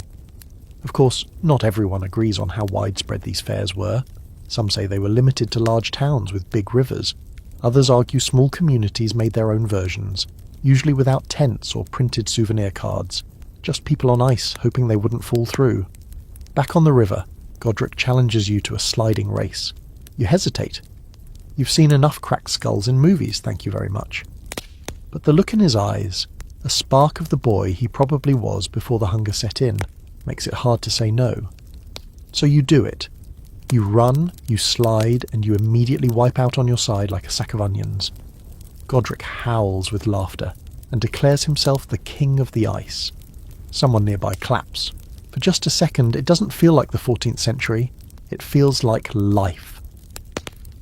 Elsbeth buys 2 half loaves of stale rye bread with a single iron spoon and a strip of cloth. She doesn't seem to think it was a fair deal, but she accepts it anyway. Godric grabs a roasted turnip from a fire pit run by a woman with the blackened fingers of frostbite. You trade one of your wool socks for a pouch of dried apple slices. It was already unravelling. Worth it. The fire pits scattered along the ice are fueled by anything people could drag here. Brush, peat, straw, broken tools. You even see one pit that's clearly burning the remains of a sled that didn't survive the journey. You squat beside it and listen to an old man explain how he once saw the river freeze. So solid, they drove a cart full of pigs across it. He might be lying. You choose to believe him. Here's your fringe fact of the day. Some people believed frozen rivers were sacred, that when a river stopped moving, the spirits inside it became trapped and vulnerable. So during frost fairs or river gatherings, some folks tossed in offerings, coins, bits of food, even bits of hair or blood. Superstition. Sure, but when you're walking on a surface that could become water again at any moment, You're willing to hedge your bets. As the light fades, the fair begins to unravel. The music grows quieter, the laughter thinner. People begin heading home, dragging their sleds behind them, breath clouding in the dusk.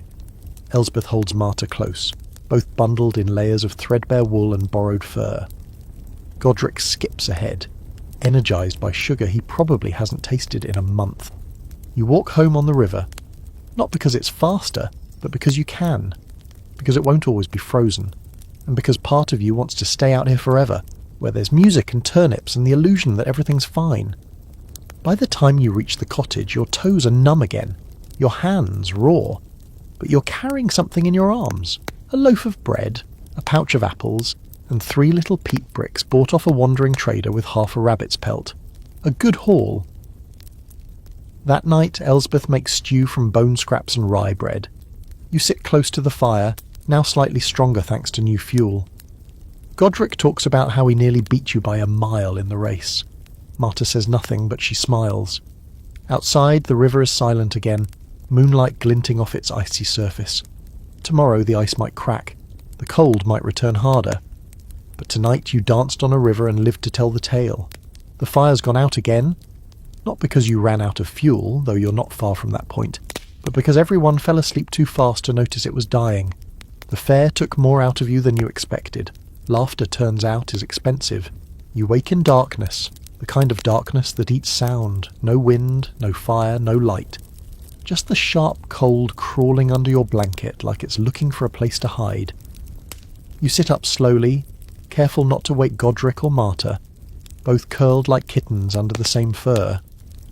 Elsbeth's already up, moving through the room with silent urgency. Her breath fogs in front of her as she unwraps a candle stub, lights it with a flint spark and sets it in the hearth. It gives off barely enough light to see your own hands. The hearth itself is empty save for grey ash and a few pitiful black flecks. You rub your hands together out of habit, but even the friction feels frozen. Without a word, Elsbeth leaves the room and returns a few moments later, holding something precious in her arms. A bundle of waxy cloth and string. Candles, 3 of them. You stare, not out of reverence, but shock. This is wealth. In Hrothford, these aren't just for light. They're heat, trade, status, and, on occasion, hope. She unwraps one and sets it beside the cold hearth, not lighting it yet. "Church tonight," she says softly. "They're opening it. Everyone's going." You blink. The idea of leaving the house at night in this cold seems absurd, but Elsbeth doesn't waver. She passes you a cracked wooden bowl and nods toward the table. "Bring something. Doesn't matter what." You glance down. You have half a turnip, a fistful of barley, and a crust of bread harder than brick. You wrap it all in cloth and follow her out into the dark. The walk to the church is slow and deliberate. The snow crunches like sugar underfoot, each step a prayer that you don't slip. You pass neighbours, silhouettes in cloaks and wool, all moving in the same direction. Silent, steady. No one talks. No one wants to lose breath to the cold. The church stands at the far end of the village, small and simple. Stone walls, thatch roof, and one narrow tower. It looks older than time itself. Its wooden door is cracked open, and light spills out in a golden blur. Inside it's dim but warmer than expected. Candles line the altar, the windowsills, even the tops of the pews. You count at least 20 flames dancing in the air, each one a contribution, a sacrifice. You find a place near the back. Elsbeth kneels beside you. Godric fidgets. Marta leans against her mother, face half asleep. A hush falls over the room as the priest steps forward. Not in grand robes, just a simple wool tunic patched and threadbare. He looks more like a farmer than a clergyman. Maybe he is. He doesn't speak at first, just stares at the flames. Then softly he says, "This is how we endure." The sermon, if you can call it that, is short. No promises of spring. No sermons about sin or salvation. Just stories. Memories. Who was lost this week? Who is still here? What was burned to make it through the night? A stool, a Bible, a cradle. Then everyone adds something to the offering table. You walk up with your turnip crust and place it gently beside someone else's onion peel, a wooden button, a tattered ribbon. These are not symbolic gifts. These are real things people need. And yet they give them anyway, because when everything else fails, sometimes ritual is all you've got.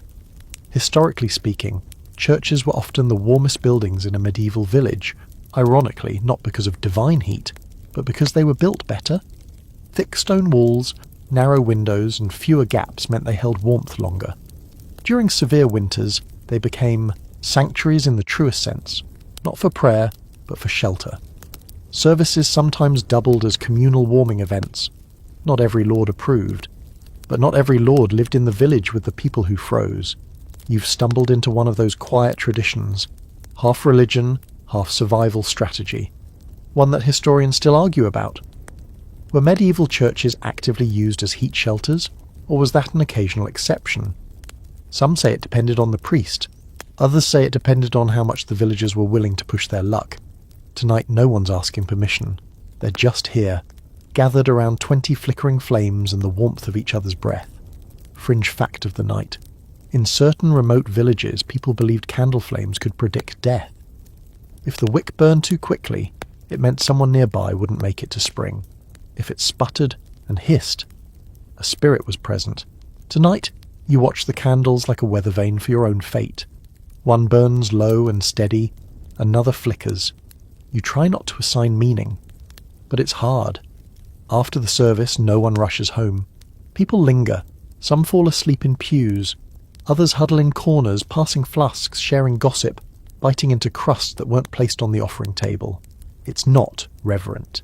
It's not holy. It's just human. You find yourself next to the priest who hands you a cup of something warm, likely a bit of ale watered down with something herbal. It tastes bitter and earthy.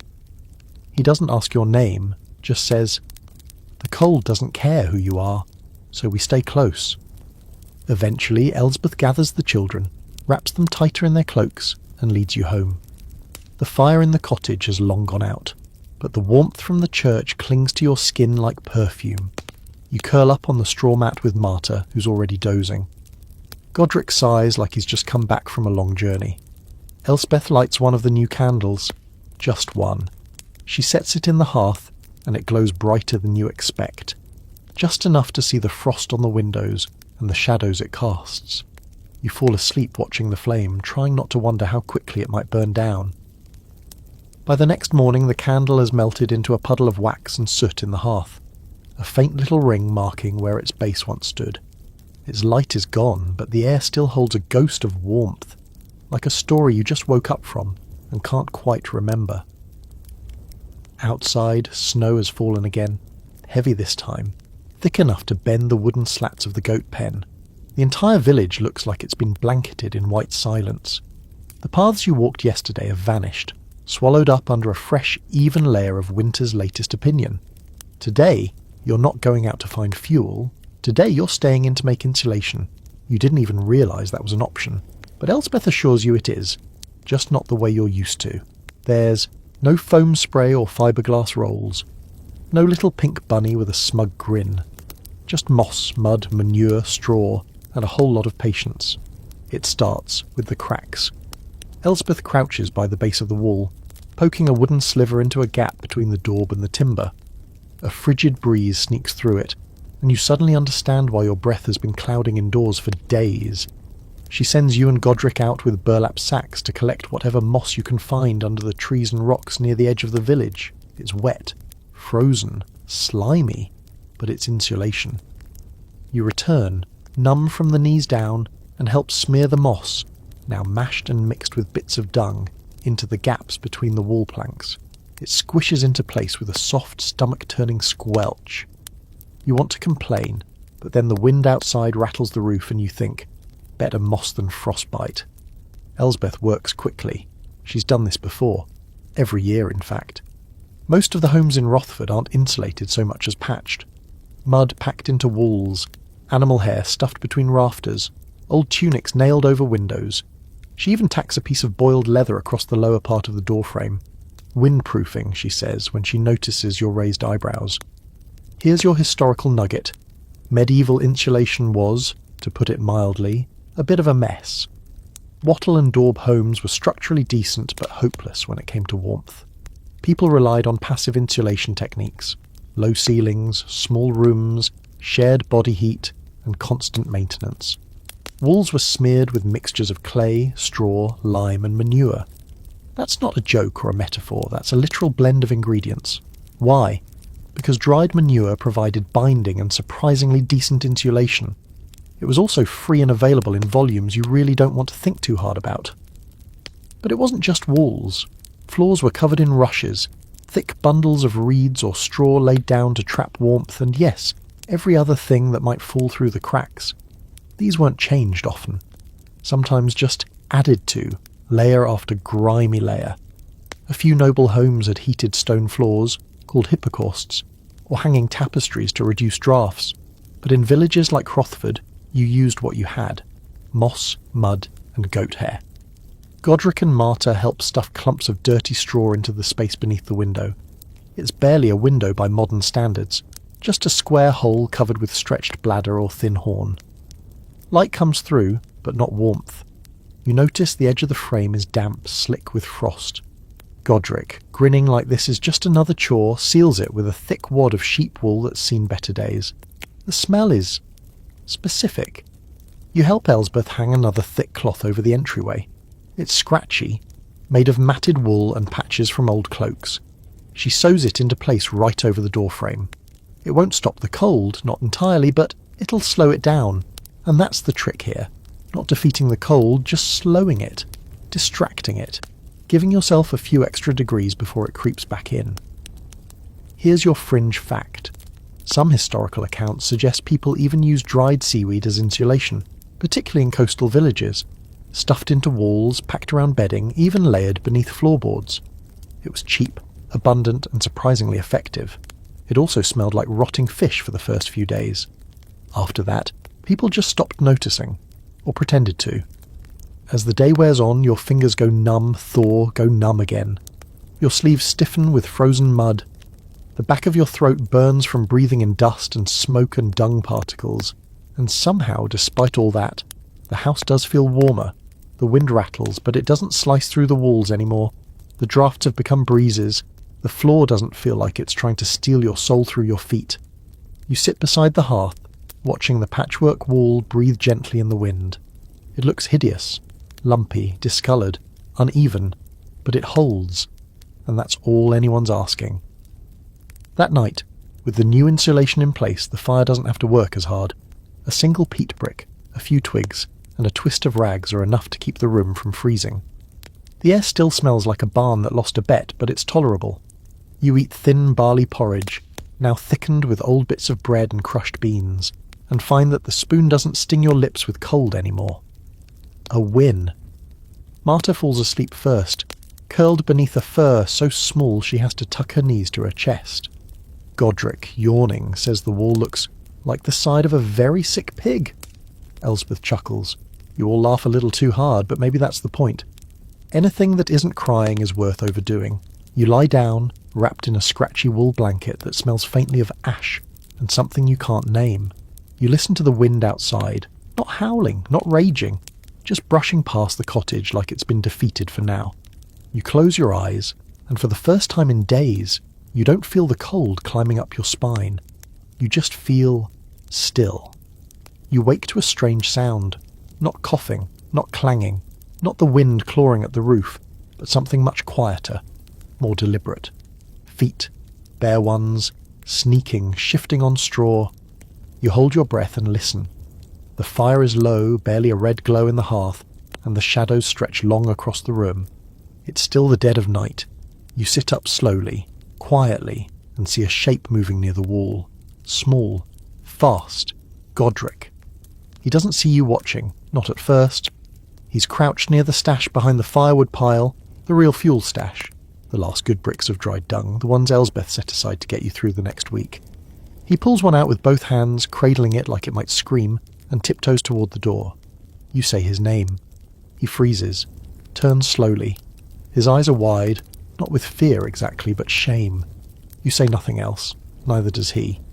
You both stand there, suspended in the thick silence of a cottage not quite warm enough to justify anything. not cold enough to excuse it. He swallows, finally. I wasn't going far. You nod. He opens the door a crack and slips out. You wait. 10 minutes. Maybe 15. Then you follow him. Outside, the village is dark but not empty. Shadows move between houses. Figures wrapped in cloaks and fur, carrying small bundles, dragging carts that don't squeak because their wheels are wrapped in cloth. They move like ghosts, efficient, cautious, determined. You follow Godric through the snow to the back of the tanner's shed, where a small fire burns behind a low stone wall. 3 others are there, young boys, maybe a year older than Godric. One's feeding twigs into the flame. Another stirs something in a cracked pot. It smells vaguely of roots and salt. Maybe soup, maybe soap. Hard to tell in this light. Godric kneels and offers his single dung brick like a treasure. They nod their thanks without speaking. You stay in the shadows, watching, feeling a mix of admiration and fury. This is the fuel war Elsbeth warned you about. Back in the cottage, she told you stories of how neighbours used to steal from each other in the night. At first, it was just desperation. 1 brick, 1 bundle. Then people got bold. Whole racks of peat disappeared. Fences were torn apart for kindling. One family even lost their floorboards.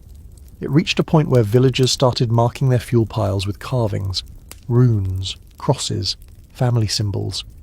Not to deter thieves, but to make it known who owned what.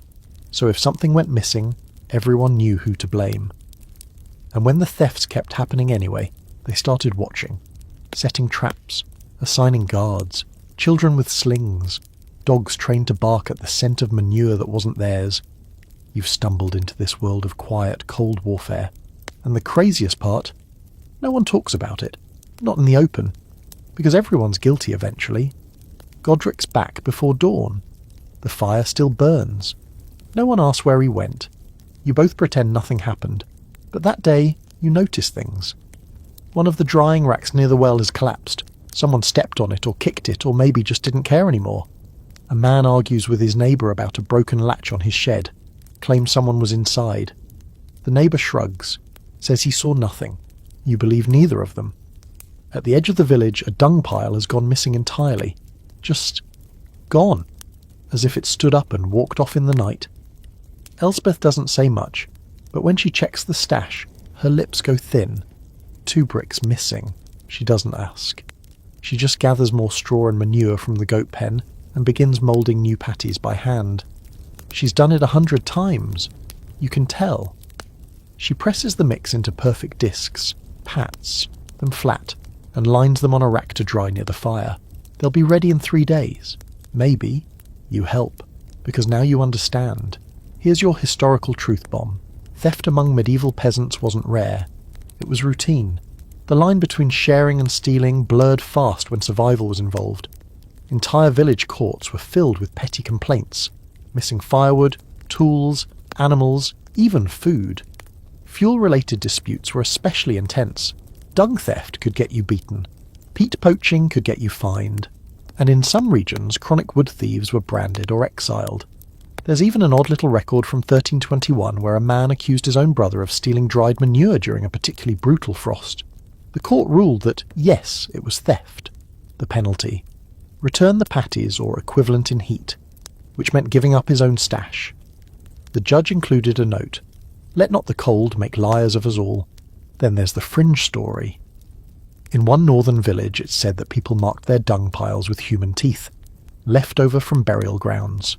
A gruesome warning: steal this, and may the dead follow you home. The tale is likely apocryphal, but in a world where fire is life and dung is fire, you start to understand how desperate people might get. Back in the cottage, you and Godric sit by the hearth as Elsbeth rests, her hands finally still. You don't ask about the brick. He doesn't confess, but he does offer you the warmer corner of the straw mat. It's not an apology. It's something quieter. That night, you fall asleep wondering what's more dangerous, the cold outside, or the choices it makes people consider, and you dream of brick-shaped shadows slipping through moonlight. You don't expect to be cold inside a church. Then again, you also didn't expect to be here, hunched over a desk beside a shivering monk who's furiously scraping a quill across parchment like he's racing the Reaper himself. The air smells of beeswax, old wood, ink and damp wool. And mildew. Always mildew. You didn't know mildew had a temperature until now. Turns out it's just above freezing and smells faintly like defeat. Brother Caelan doesn't even look up when you sit beside him. His nose is red, his eyes leaking at the corners, and his breath fogs with every exhale. You'd say he's focused, but it's more like possessed. His hand trembles as he writes, not from fear, but from pure, unfiltered cold. Every few lines he pauses to flex his fingers and warm them over a miserably small candle stub. It does almost nothing. You could blow it out just by blinking too hard. Welcome to the monastery's scriptorium, the world's coldest room full of the world's most flammable things. You came here with Elsbeth to deliver a sack of dried nettles and a half-brick of peat to the monks, an offering of sorts. In exchange, they let Godric borrow a broken spade and offered you a look at their prized work, copied texts, drawn illuminations, and presumably frostbitten spiritual enlightenment. The scriptorium is the size of a small stable, and just as cosy. Its stone walls sweat with condensation. Thin windows let in exactly 0 warmth. Every surface is covered in scraps, parchment, tools, pigments, and failed attempts.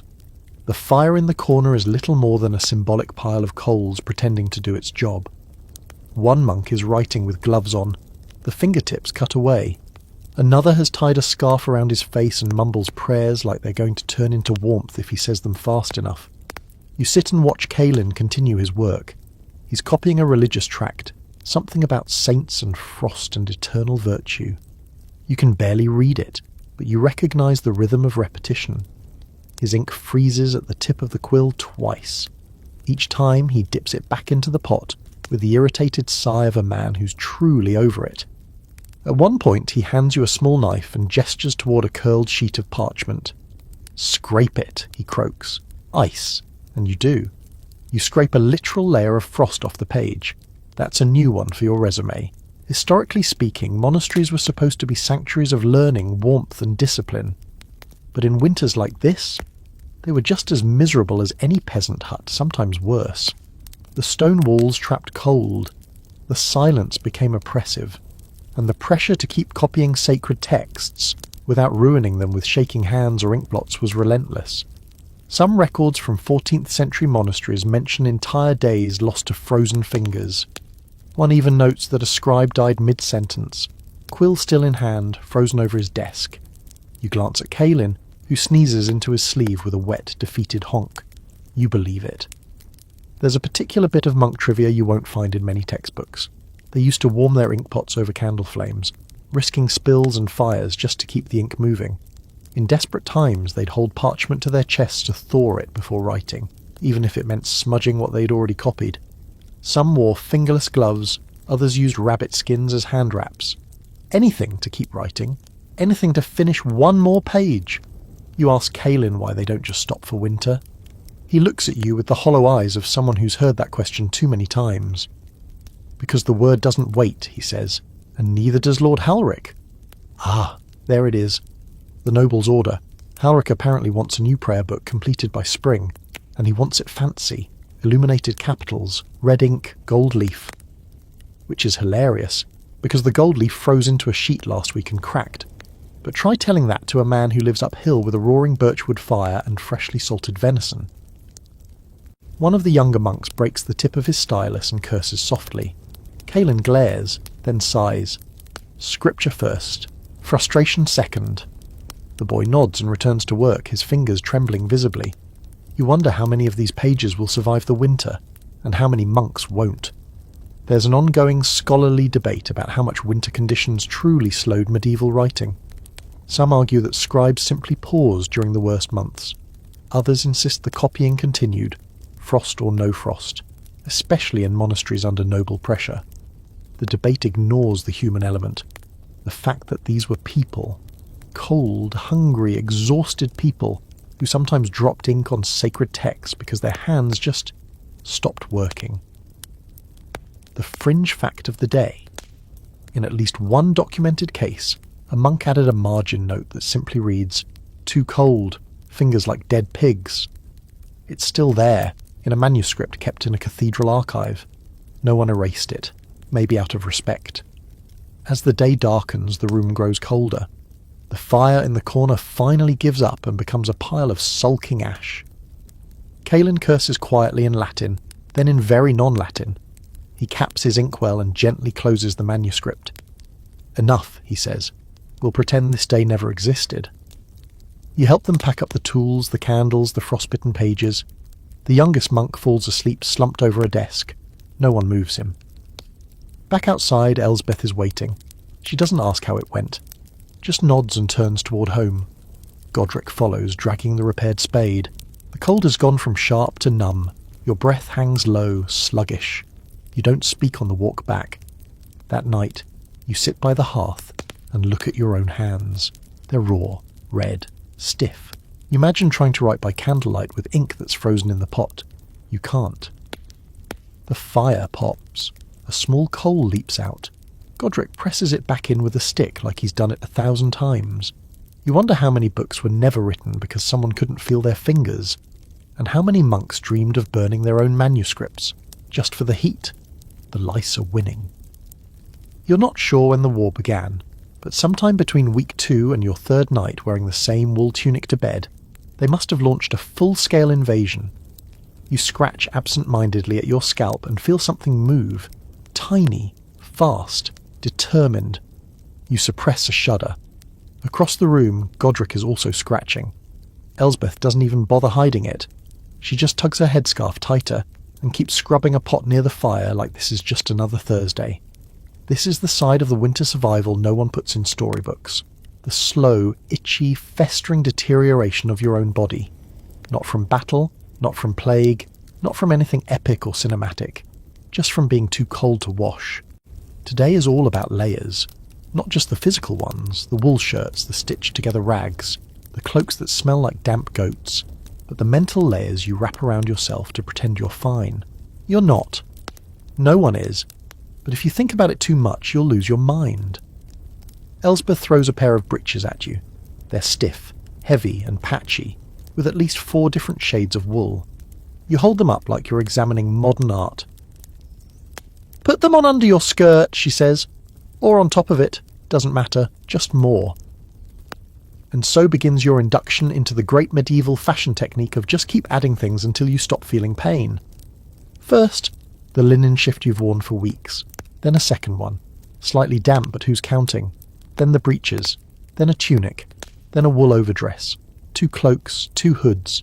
Mittens made from cut-up fur scraps that smell faintly like their previous owner. You feel like a poorly taxidermied bear. Walking becomes a chore. Sitting down is practically a commitment. But for the first time in days, you don't feel the chill in your bones. Until, of course, the lice starts squirming again. You try not to think about it. No one talks about it, but it's everywhere. Every household, every bedroll, every collar seam. The warmth that keeps you alive also makes the lice thrive. They're smart little beasts. They know where the blood flows close to the skin. Behind your ears, under your arms, inside your boots, and they multiply. Mercilessly. Here's your historical fact to pair with that mental image. Lice weren't just common in the medieval world, they were practically guaranteed. Everyone had them. Rich, poor, holy, heretic. Nobles shaved their heads and wore wigs partly to deal with them. Peasants just lived with it. The term nitpicking comes from literally picking lice eggs. Nits out of hair, strand by strand. Delousing was a group activity. Intimate, necessary, gross. You witness this firsthand when you visit the Weaver's family across the lane. They've set up a delousing station near the hearth. A bench, 2 candles, and a wide-toothed comb carved from bone. The children sit still while their mother works through their hair with the intensity of a woman who has had enough. The last drop into a bowl of vinegar, which sizzles slightly in the heat. One child cries. The others stare blankly ahead like tiny soldiers enduring the world's weirdest battle. You try to help. You really do. But within 5 minutes your eyes are watering from the smoke, your fingers are numb, and you've dropped the comb 3 times. The weaver laughs and hands you a bit of cloth soaked in ashes and fat. Homemade louse repellent. It smells like sadness and soap. You smear it into your hair like shame. Let's talk about wool for a second. It itches. You know that. Everyone knows that. But what you don't know until you've worn 6 layers of it is how it rubs. Under your arms, at the base of your neck, behind your knees. You chafe in places you didn't know existed. And once it gets damp from sweat, yes, even in the cold, you're left with wet, itchy misery pressed directly against your skin for hours. You think about cotton, but that's a luxury most villagers have never even heard of.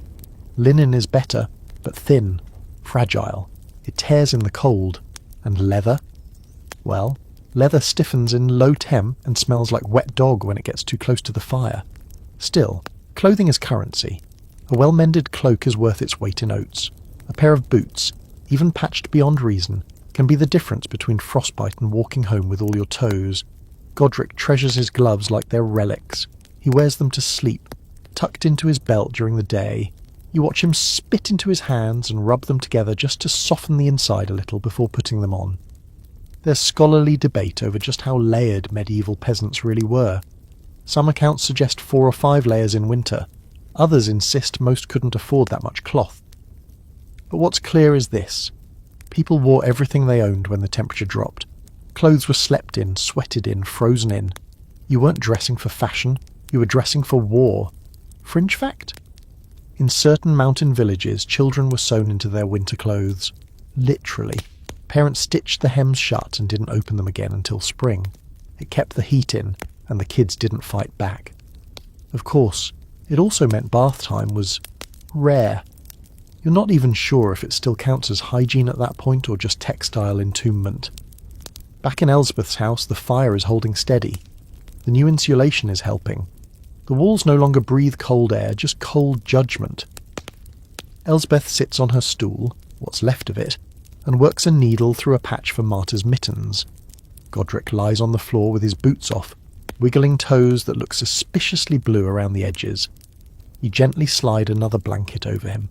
You try to scratch your scalp discreetly, but Elsbeth sees. She raises one eyebrow. You sigh. Lice, you admit. She nods, pulls a small comb from her apron, and pats the floor in front of her. You don't argue. That night, you fall asleep with your head itching, your sleeves bunching under your arms, and the smell of vinegar still stinging your nose. But you're warm, and that counts for everything. You're woken this time not by wind or scratching, or the muffled sobs of someone praying into their blanket, but by heat. Real heat. Not just the half-hearted warmth of smouldering dung, or a sullen peat brick giving off more smoke than flame. No, this is rich, alive, almost human heat. You sit up, momentarily disoriented. For once your breath doesn't fog in front of your face. Your fingers don't ache. Your feet feel, dare you say it, almost sweaty. You look around the room for the miracle source of this warmth, and then you hear it. The low rhythmic grunts, the shuffling, the rustle of straw. You're not alone in the room. Well, you are. But not in the human sense. Elsbeth's brought the cow inside. You stare. The cow stares back. She's huddled in the corner on a thick bed of straw, chewing slowly, eyes half-lidded like she's personally responsible for saving this entire household and knows it. "You're welcome," Elsbeth mutters, without looking up from where she's patching yet another mitten. "We've always done it, just not this early." You notice the goat too, smaller, quieter, somehow more apologetic about being indoors. It's curled beside the hearth like a dog, its hooves tucked neatly beneath its body, chewing on what looks suspiciously like a piece of someone's belt. No one stops it. And now you've reached that stage of medieval winter survival. Warmth by livestock. It makes sense, if you think about it. Which, to be fair, you're trying not to. The body heat from even a single cow is significant. A full-grown cow can radiate enough warmth to raise the temperature of a small enclosed space by a few degrees. Not enough to roast marshmallows, but enough to keep your blood from turning to slush in your veins. The smell, of course, is a problem. It's not bad per se, not after everything else you've inhaled over the past weeks, but it is constant, earthy, sweet, damp, like a stable in your lungs. The cottage is already smoky, already heavy with the smell of wet wool and body odour, so adding 2 large animals into the mix doesn't so much worsen the air as it completely surrenders it. Godric rolls over under the blanket, rubbing his face. He doesn't even blink at the sight of the cow, just mutters, "Is she warm?" and then curls back up. Elsbeth explains that this used to be common. The cow was always the last line of defence. You brought her in when the temperature dropped too low or when you'd burned everything else but the roof. A few chickens, maybe a goat or 2 if you were lucky, but the cow, she was the prized furnace. Here's your historical hit for the day. In many medieval homes, especially in colder climates, it was completely normal to share living quarters with animals. Often, the house and the barn weren't separate buildings at all. They were longhouses or byre dwellings, with the humans at one end and the animals at the other, sometimes divided by nothing more than a low wall or a plank of wood. The heat from the animals helped regulate the temperature. Plus, it kept your most valuable assets safe, from thieves and from the cold. But it was also, well, gross. Parasites, smells, disease. Some lords outlawed the practice when outbreaks occurred. Others didn't care, as long as taxes got paid. Scholars still argue about how common this cohabitation really was. Some claim it was only in the poorest regions. Others say it was widespread. The archaeological evidence, barnyard bones found inside house foundations, leans toward, yes, it happened a lot.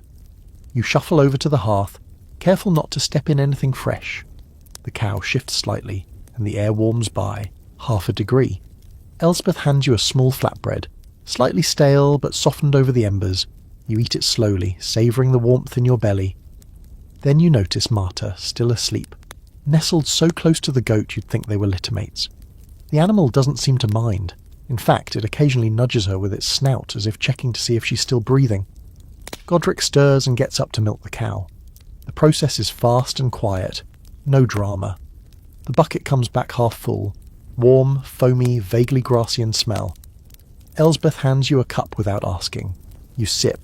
It's the richest thing you've tasted in weeks. Not quite sweet, not quite sour. Just real and warm. That matters most. A few hours later, you help spread new straw across the floor. The old straw is damp, rank. Part of you wants to burn it, but the rest of you knows better. Wet straw is more likely to smother a fire than feed it. So you stuff it into a bin and hope it'll dry enough to be useful later. You look around the room. It's not a home anymore. It's a barn with ambition. Blankets over windows, dung in the corner, livestock staring at you while you eat. And somehow, you're grateful for it. Because now, for the first time in days, your feet aren't numb. Fringe fact. In some Scandinavian and Alpine traditions, villagers believed animals could speak on Christmas Eve. Just for 1 hour, when the veil between the sacred and the earthly thinned. It was considered bad luck to overhear them, though. Some said you'd die within the year. Others claimed you'd go mad. You watch the cow as it blinks slowly, staring at the fire. You wonder what she'd say if she could speak. Probably. You're welcome. That night the air inside the cottage is thick, damp, and borderline unbearable. But it's warm. The fire burns low. No one's shivering. Even the cow sighs contentedly. You curl up on your mat, a goat beside your feet, your hair smelling faintly of smoke, milk and things best left unnamed. You close your eyes and try to remember what fresh air feels like, and then you sleep. Warm. You wake up gagging on air so thick it could be eaten with a spoon. It's not just warm anymore, it's humid, muggy, like someone boiled a stew made of cow breath, goat sweat, and damp wool, and left it simmering overnight. The windows are fogged up, slick with condensation. Every surface feels soft and slightly sticky. Your blanket smells like a livestock spa that hasn't been cleaned since Advent. You try to sit up and immediately knock heads with the goat, who has somehow migrated closer during the night and now looks personally offended by your movement. The cow, bless her, is still asleep, though her sleep consists of lying there motionless, staring at nothing, blinking so slowly it's unsettling. Her massive body radiates heat like a living stove, and honestly, you kind of hate her for it. But also love her. You're not sure anymore. You've passed. The threshold where human-animal boundaries are meaningful. It's just warm things in a box now. Elspeth's already up. Of course. She's by the hearth, ladling something into a bowl and muttering about mould. "It's too warm," she says grimly, handing you a bowl of greyish porridge. Everything's starting to sweat, even the walls. You notice it too, the way the straw along the baseboards is damp, the sour smell creeping into the cracks, the way your shirt clings to your back. Congratulations.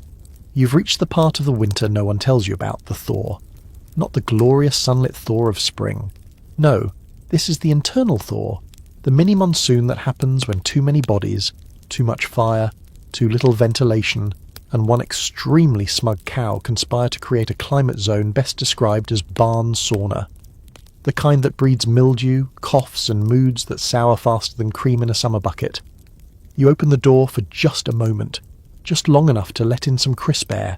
You barely crack it before a wall of cold slaps you in the face like a judgmental god. Godric hisses from his blanket. Marta whimpers. The goat sneezes. You close the door again, humbled. You're trapped in your own microclimate, and the moisture is rising. Here's your historical tidbit for the day. One of the great ironies of winter survival in medieval Europe was that warmth often led to illness. Not cold, not frostbite, but warmth. Or rather, poor indoor air circulation combined with body heat, animal presence, and constant exposure to smoke from low-quality fuel. People weren't freezing to death so much as they were suffocating slowly in their own biological stew. Respiratory infections, coughs, flus, consumption, what they called tuberculosis, flourished in these cosy, humid spaces. Mould grew on walls, on bedding, even on people if they weren't careful. In many villages, the arrival of warmth wasn't cause for celebration. It was when the wet deaths began. You start noticing it around noon. Godric starts coughing. Just once at first, but then again, and again. Dry. Persistent. Elspeth throws a glance his way, not panicked, but not casual either. She pulls out a cloth and tosses it to him. "Don't breathe on your sister," she says flatly. Marta is pale today. More than usual. She's quiet, curled near the hearth, her lips slightly parted. Her breath rattles just enough to make your stomach tighten. Elspeth makes her a tea from dried thyme and crushed dried turnip greens. The smell is sharp and sour. Marta doesn't drink it. She just stares at it, eyes half-lidded. You try not to spiral. But it's impossible not to remember that sickness kills more people in winter than cold does. And it starts just like this. A rattle, a skipped meal, a child too quiet. In a panic you don't speak aloud, you offer to go for more herbs. Elspeth shakes her head. There's nothing better. If the fever comes, we'll know. She says it like a weather report, as if the fever is a storm that either passes or doesn't. You spend the afternoon wiping down the walls with a rag dipped in vinegar and snow. It's not effective, but it feels like doing something. The walls drip. The fire crackles with more annoyance than heat. You open the shutters once more to vent the air, and the room gasps like a person who's been underwater too long. Then the temperature drops instantly, and you slam them shut again. There's a fringe practice from the time period worth mentioning here. In some villages, families would dig shallow breath holes in the ground under their huts, narrow tubes that allowed warm, stale air to escape out and draw in cold air from above. It didn't work well, but it was a primitive form of ventilation. In Hrothford, no one's dug a breath hole. You just have to hope the smoke goes up the chimney, and that the cow doesn't suffocate you in your sleep. By evening, Marta eats a few bites of porridge, no more than that, but it's something. Elspeth rubs her back with oil made from boiled chicken fat and old herbs. The smell is heavy. The goat stays close. Godric's cough has faded, though his cheeks are flushed. He's sweating through his tunic. Elspeth loosens it, but keeps his blanket tight. "Don't chill him now," she says when you try to open the window again. You nod. You're starting to understand the balance. Not too cold, not too warm, not too wet, not too dry. A line so fine it might as well be imaginary. You lie down in the corner that smells least like mildew. The cow shifts again. You hear her tail slap something. The goat sighs like an old man. Outside, the snow continues to fall, steady and unbothered. You stare at the ceiling, watching a drip form on the beam above your head. It grows slowly, then falls onto your forehead with pinpoint precision. You wipe it away, then pull your cloak tighter. The air is thick, the heat is dangerous, but the fire is still burning, and for now everyone is still breathing. The funeral is quiet, not solemn, not grand, just quiet, like everything else that happens in Rothford when the temperature falls too low for grief to raise its voice. No black veils, no heavy hymns, just the sound of snow crunching beneath feet and a few muttered prayers that evaporate before they can reach the sky. You stand near the back, wrapped in every layer you own, breath sharp in your lungs. The entire village is here, heads bowed, steam rising from a small crowd of human bodies huddled like sheep around a shallow grave. The boy's name was Alric, 6 years old, thin, quiet. You remember him from the frost fair, sliding clumsily across the ice, smiling like he had something to prove. Now his mother clutches a bundle of cloth so tightly you're not sure if she knows he's gone. It's not even a proper coffin, just linen swaddling and a piece of oiled leather bound around the body with cord. No one can afford to. Waste good wood on the dead. The priest says a few words, nothing grand. No talk of eternal glory or golden fields. Just, he was here, now he is not. May the next world be kinder. And that's it. No one cries. Not in the way you'd expect. A few sniffles. Elsbeth wipes at her eye once. A man coughs and turns away. There's no screaming, no wailing. You realise that here, grief is quiet because everything is quiet. The cold eats sound, and the people don't have the strength to give it more. This isn't a tragic exception. This is a fact of winter. Death comes with the frost. Later you ask Elsbeth what happened. She shrugs, as if she can't afford to get too attached to the answer. Fever, maybe, or just the cold. Maybe both. Maybe nothing. She looks you in the eye. Sometimes they just stop. That evening the family doesn't return to their home. They're staying in the church, near the hearth. No one questions it. In Rothford, grief earns you fire, just for a night. You help Elsbeth make a soup to send over, mostly cabbage water with a scrap of dried fish. It's all you have. Godric helps by not arguing when you give him the last crust of bread to carry with it. You're not sure if it's mercy or strategy, but Elsbeth insists on sending it hot. Back in the cottage, Marta sits with her legs tucked under her, silent. She hasn't spoken much since the funeral. Not about the boy, not about the church, just nothing. She's watching the cow, who now seems to understand her role in this family has shifted from heat source to emotional support. Here's your historical insight for the night. Child mortality in medieval Europe was brutal. In some regions, up to 30% of children died before the age of 5. Winters were especially cruel. Illness, starvation, exposure. Take your pick. Cemeteries in cold climates show seasonal patterns. Rows of smaller graves, more concentrated during harsh winters. And because there wasn't space or fuel for long rituals, burial was often immediate. Fast, cold, quiet. There's a scholarly debate about how medieval people processed grief, especially in communities where death was constant. Did they become numb to it? Hardened? Or was their grief simply expressed differently, quieter, deeper, more private? Some letters and journal entries from monks and nobles speak of overwhelming sorrow. But for peasants, there's less record, fewer written words. Their grief is buried in the ground alongside their dead. And then there are the fringe beliefs, like the one whispered about the White Knight. In some northern villages, people believed that if a child died in midwinter, their soul might linger until the first thaw. So, families would hang a token in the rafters, usually a ribbon or a doll, or a bit of cloth from the child's blanket, to keep the spirit close until the road opened again. Some believed that on the first warm night, the spirit would walk out with the snowmelt, unseen but heard in the drip-drip of eaves. You spot something like that later. In the corner of the boy's home, now cold and empty, you see a piece of red string tied to the highest beam. Frayed, faded, still there. That night the wind shifts. The sky is clear, stars spread like salt across black velvet. The moon is brutal, full and sharp. You lie in your corner, staring at the shadows on the ceiling, the cow breathing heavily beside you, the goat twitching in sleep. Elsbeth is already dozing, head tilted back against the wall. Godric, wrapped in 2 cloaks, mutters something in his sleep. Maybe the boy's name. Maybe not. You're not warm. Not really. But the fire is steady. The cow is alive. Everyone in this house is still breathing. You hear one soft sound from Marta. Not a word, not a sentence, just the sigh of a child who's not ready to cry, but doesn't want to forget. You close your eyes and try not to dream about frost on little fingers. You're collecting dung again. Because of course you are.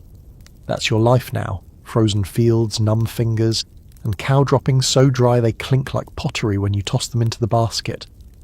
The air is brittle, the sky washed in that pale, wintry blue that tricks your eyes into thinking it's warm just because the sun is finally visible. It's not. Your breath still curls like smoke from a snuffed candle, and your boots crunch over frost-bitten earth that sounds hollow underfoot. Everything is still, too still. Elsbeth's instructions were clear. Don't bring back anything green, nothing fresh, and for the love of St. Hildegard, make sure it's dry. No one wants a wet fire. You nod, even though you've heard this speech twice a week for the past month. Godric mutters something under his breath about green dung being better than no dung, but he knows better than to say it too loud. You work together in silence. The field behind the village is pocked with the frozen remains of what once lived. Withered grasses, hoof prints from animals long slaughtered or hidden in barns, bits of broken cartwheels half buried in the snow. You dig with a flat wooden tool, not unlike a spatula for giants, scraping the ground to loosen the hard-packed bricks of animal waste. It's the kind of job that would break you if you thought about it too much, so you don't. Instead, you think about the fire back home, the tiny comfort it offers. You think about how long the last brick burned. Maybe 20 minutes, maybe 30, if you squinted and pretended the warmth was in your imagination all along. The math of medieval fuel is grim. 1 full day needs at least 6 bricks, maybe 8 if the wind is sharp. You're not even halfway there. Elsbeth has promised to barter for more from the far end of the village, but the other families are getting stingy. Winter's dragging on longer than usual, and the supply's drying up. You've seen the looks people give each other at this, well, calculated, tired, suspicious. Everyone wants to survive. No one wants to admit it's coming down to numbers, and numbers always mean someone doesn't make it. There's your historical breadcrumb. By late winter, medieval villages were locked in a silent countdown. The stores were low, the animals thinner, and the fuel, always the fuel, vanished faster than anyone could gather it. People rationed warmth like food, dividing fire time between rooms, rotating who sat closest. In many regions there's evidence that families slept in shifts so someone could tend the fire, because if it went out at 3 a.m, your chances of restarting it were slim. Godric stands, arms full of frozen fuel, and groans. "Do you ever wonder if they'll write songs about this?" he asks. You smirk. "Only if we die dramatically." He considers this. "Maybe I'll walk into the woods with a torch. Go out in glory." You raise an eyebrow. "With what torch?" He laughs, and the sound cuts through the cold like a spark. It's the first one you've heard in days. You both start heading back, baskets heavy, muscles sore. The cow's warmth has been a godsend, but it's not enough anymore. Even she's eating more, leaving less behind. You never thought you'd say this, but the cow is hoarding heat. Halfway back, you pass the house where Alric's family lived. The door is still closed, but a thin trail of smoke curls from the chimney. That means someone's inside. Maybe the priest, maybe no one, maybe just the fire still burning out of habit. Fringe fact, in some regions, it was believed that if a fire burned in a home where someone had died, their spirit could stay longer. So the flame had to be watched carefully, stoked to keep warmth, but not so much that it invited the dead to linger. Doors were cracked open at night to let the soul out, but if the fire stayed lit too long, it was said the soul might never leave. You walk a little faster after that. Back in the cottage, Elsbeth accepts the dung like a queen accepting tribute. No ceremony, just expectation. She inspects each piece, nods once, and tosses them near the hearth to dry for the next batch. The current fire is down to embers. Godric tries to add a damp stick, but it hisses and sizzles. Elsbeth scolds him. You want the smoke gods to choke us all? You warm your hands over the dying coals, staring into them like they might tell you the future. All they offer is flickers and crackles and a slow reminder that nothing lasts, not even fire. The house feels smaller today, not physically, just tighter, like the walls have pulled in closer, like the cow's sighs echo too loudly. Even the goat seems more sullen, pressing itself against the door as if hoping it might just dissolve through it and vanish into the snow. You eat supper in silence, a stew of boiled barley, herbs that might once have been cabbage, and a few flakes of something that might be meat or might be ambition. Elsbeth serves it with a single slice of stale rye, cracked at the edges like the floor. Marta doesn't eat much. She's improving, yes, but slow. Her eyes are clearer, her breath less ragged, but her hands are still cold. You wrap them in yours, trying to share what little warmth you've hoarded. She doesn't resist. Later, Godric reads aloud from a scrap of story he traded for last week. A torn corner from a larger parchment. Something about a knight who rides a bear into battle. The details are fuzzy, the ink is smudged. But you all sit there, listening, clinging to the rhythm of the words. It's not truth. It's not even useful. But it is warm. You're standing in a puddle, indoors, which is frankly offensive. The world outside is still an ironclad sheet of frost, but here, inside the supposedly sheltered cottage, the ground is turning to slush.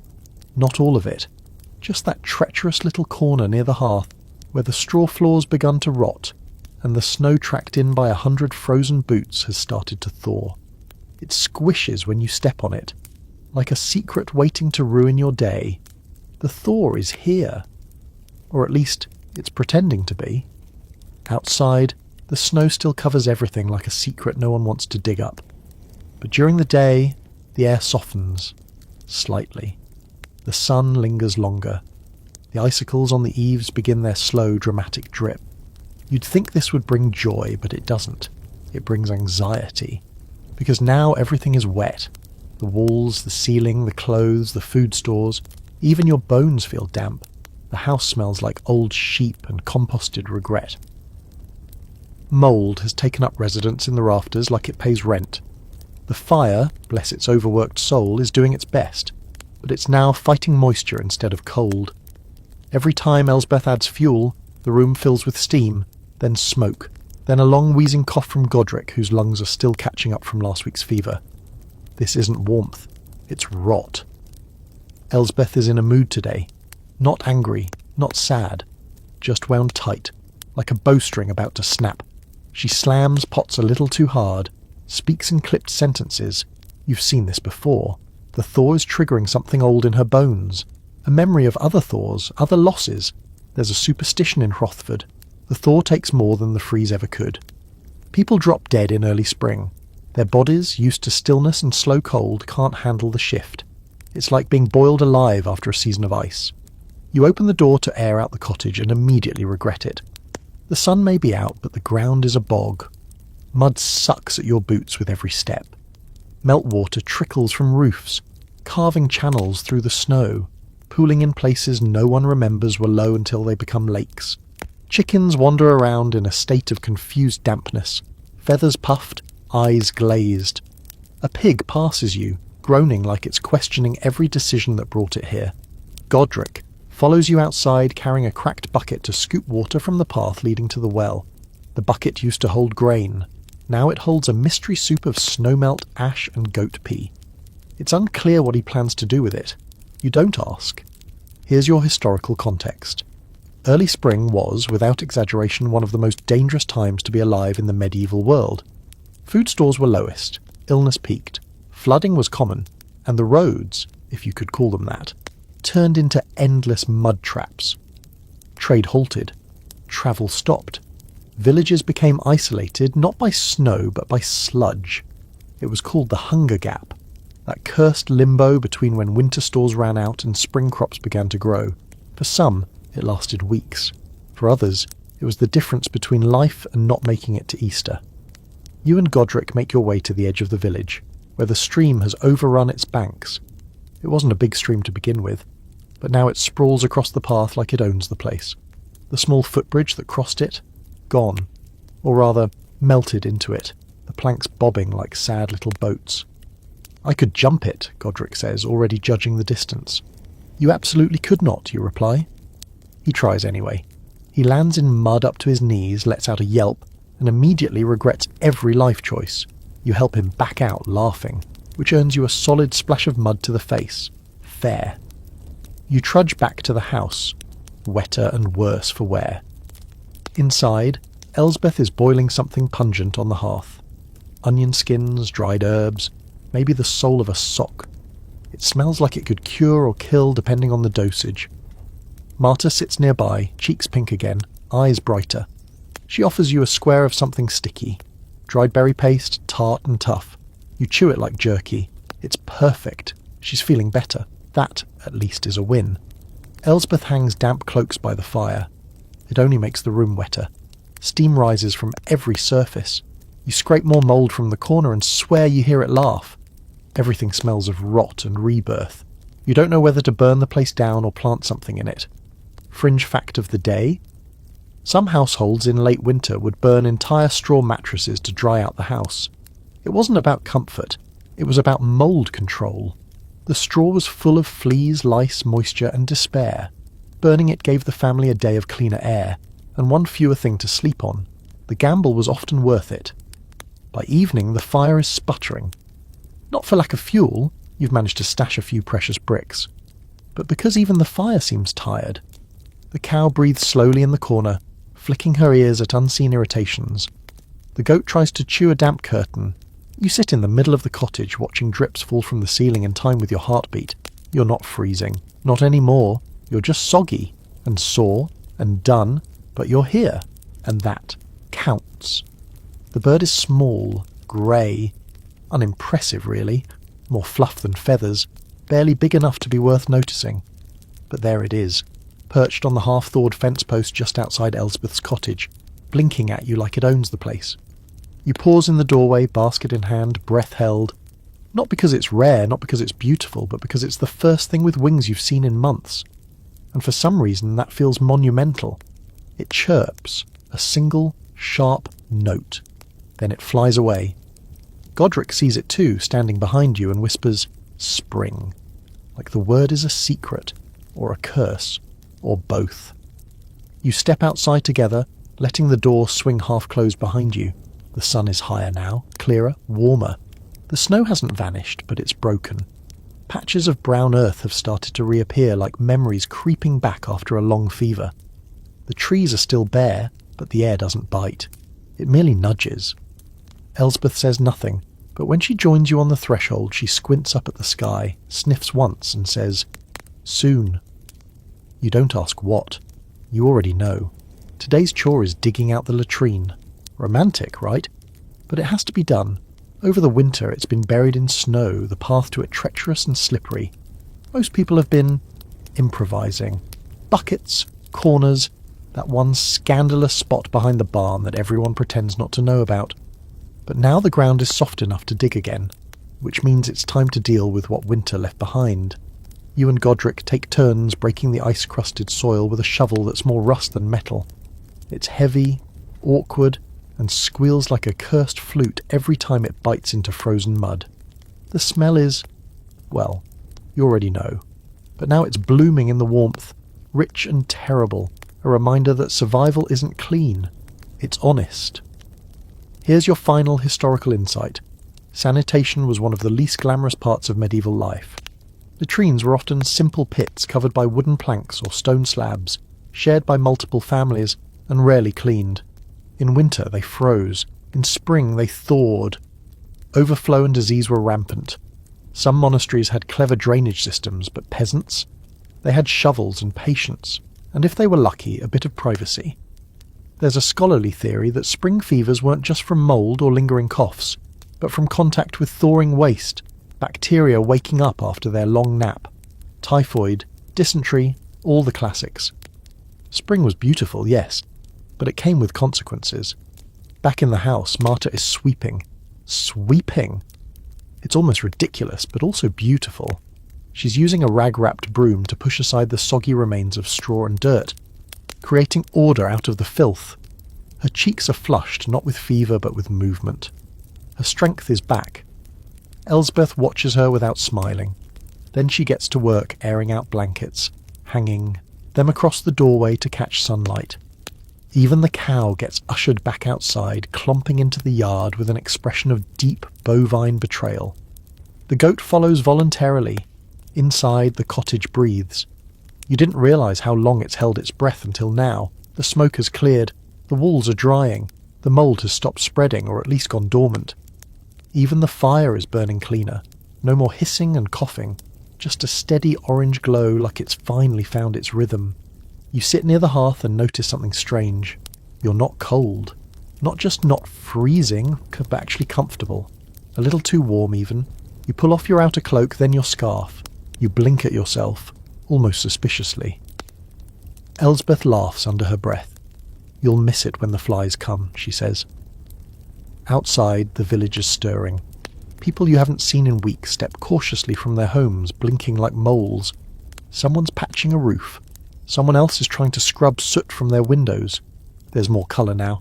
Not just browns and greys, but hints of blue, green, even red as clothes and banners re-emerge from their winter hiding spots. Godric runs off to see if the Frostfair ice is cracking yet. You let him go. He deserves it. You help Elsbeth sort through what's left of the food stores. Turnips shriveled like bad memories. Onions turned to mush. Dried peas clinging to their dignity. She makes a broth anyway. It tastes like endurance, like spring in a bowl. Fringe fact for your collection. In some parts of Europe, people mark the end of winter with a ritual burning of the house dirt. They'd sweep out their homes, collect the ash, mouldy rushes, dead vermin, whatever had accumulated over the long months, and burn it outside while chanting prayers to ward off illness. It wasn't just about cleaning, it was about resetting, spiritually and physically. A way to draw a line in the soot and say, enough, we survived. At dusk, the bird comes back, same post, same look, same single chirp, and this time, Marta chirps back. You all laugh. Just a little. Just enough. That night, no one needs the fire to fall asleep. It's still burning, sure, but it's not the centre anymore. Just a comfort, not a lifeline. The cow sleeps outside, the goat too, and no one shivers. You lie under your blanket, listening to the soft creak of the beams, the occasional drip from the roof, the shifting of the earth as it slowly wakes up. You made it. Through the hunger, the cold, the lice, the smoke, the mourning, the filth, the thaw, through peat bricks and cow breath and sleepless nights counting firewood, through the kind of quiet that could unmake a person. You made it. And when the fire finally dies down, you don't panic, you just turn over and sleep. So here you are, blinking in the pale morning light that slips through the cracks of a cottage no longer shivering. There's still a bite to the air, don't get cocky, but it's a different kind of cold now. The kind that doesn't threaten to steal the breath from your lungs, just wakes you up a little too early. Elsbeth is already outside, sleeves rolled, hanging a blanket over a crooked line that's somehow still holding together after months of snow and steam and goat-related accidents. Marta skips, actually skips, between puddles. Godric throws a clump of half-thawed manure at a fence post, with the bored accuracy of a boy whose only remaining enemies are boredom and damp socks. You, meanwhile, are just standing there in the doorway watching, listening. Not because something dramatic is about to happen. No wolves, no sudden freezes, no collapsed roofs, but because nothing is happening, and that's rare enough to feel sacred. There's something strange about surviving. You expect a big fanfare, some reward, some official certificate of you did it. But there isn't one. Just you, and your sore back, and a cottage that now smells slightly less like wet fur. Your fingers still bear the marks of 100 small burns from feeding a stubborn fire. Your boots are still stitched with hope and desperation. Your breath is still cautious. But your heart knows. You survived a medieval winter. You didn't freeze. You didn't starve. You learned to scrape dung like it was treasure. You learned that warmth is more than fire. It's closeness. It's the breath of animals in a shared room, the weight of extra blankets, the hand you don't let go of when the wind howls. You learned how firewood is never just firewood. It's time. It's labour. It's a future that burns bright, then smoulders, then flickers, and finally goes cold unless you fight for it every hour of the night. And you learned that medieval peasants didn't just survive, they adapted. They made fuel out of waste, they stole it, they bartered for it, they protected it like treasure. They burned dried moss, old shoes, straw mixed with mud and hope. They brought animals into their homes not just for warmth, but for life. They weren't just enduring the cold, they were constantly creatively pushing it back. There's something deeply human about that, something humbling, because even now, centuries later, you can still feel the echoes of that fight in the way you crave a blanket on a rainy day, or the way you curse your heater for clanking at 3 a.m. You come from a long gritty line of dung-burning survivors, and honestly, that's kind of beautiful. As you settle in for one last moment inside that cottage, the fire low, the light rising, the smell of something vaguely edible bubbling on the hearth, you breathe in and let yourself feel it, that long exhale of winter ending. You survived, and you'll never take central heating for granted again.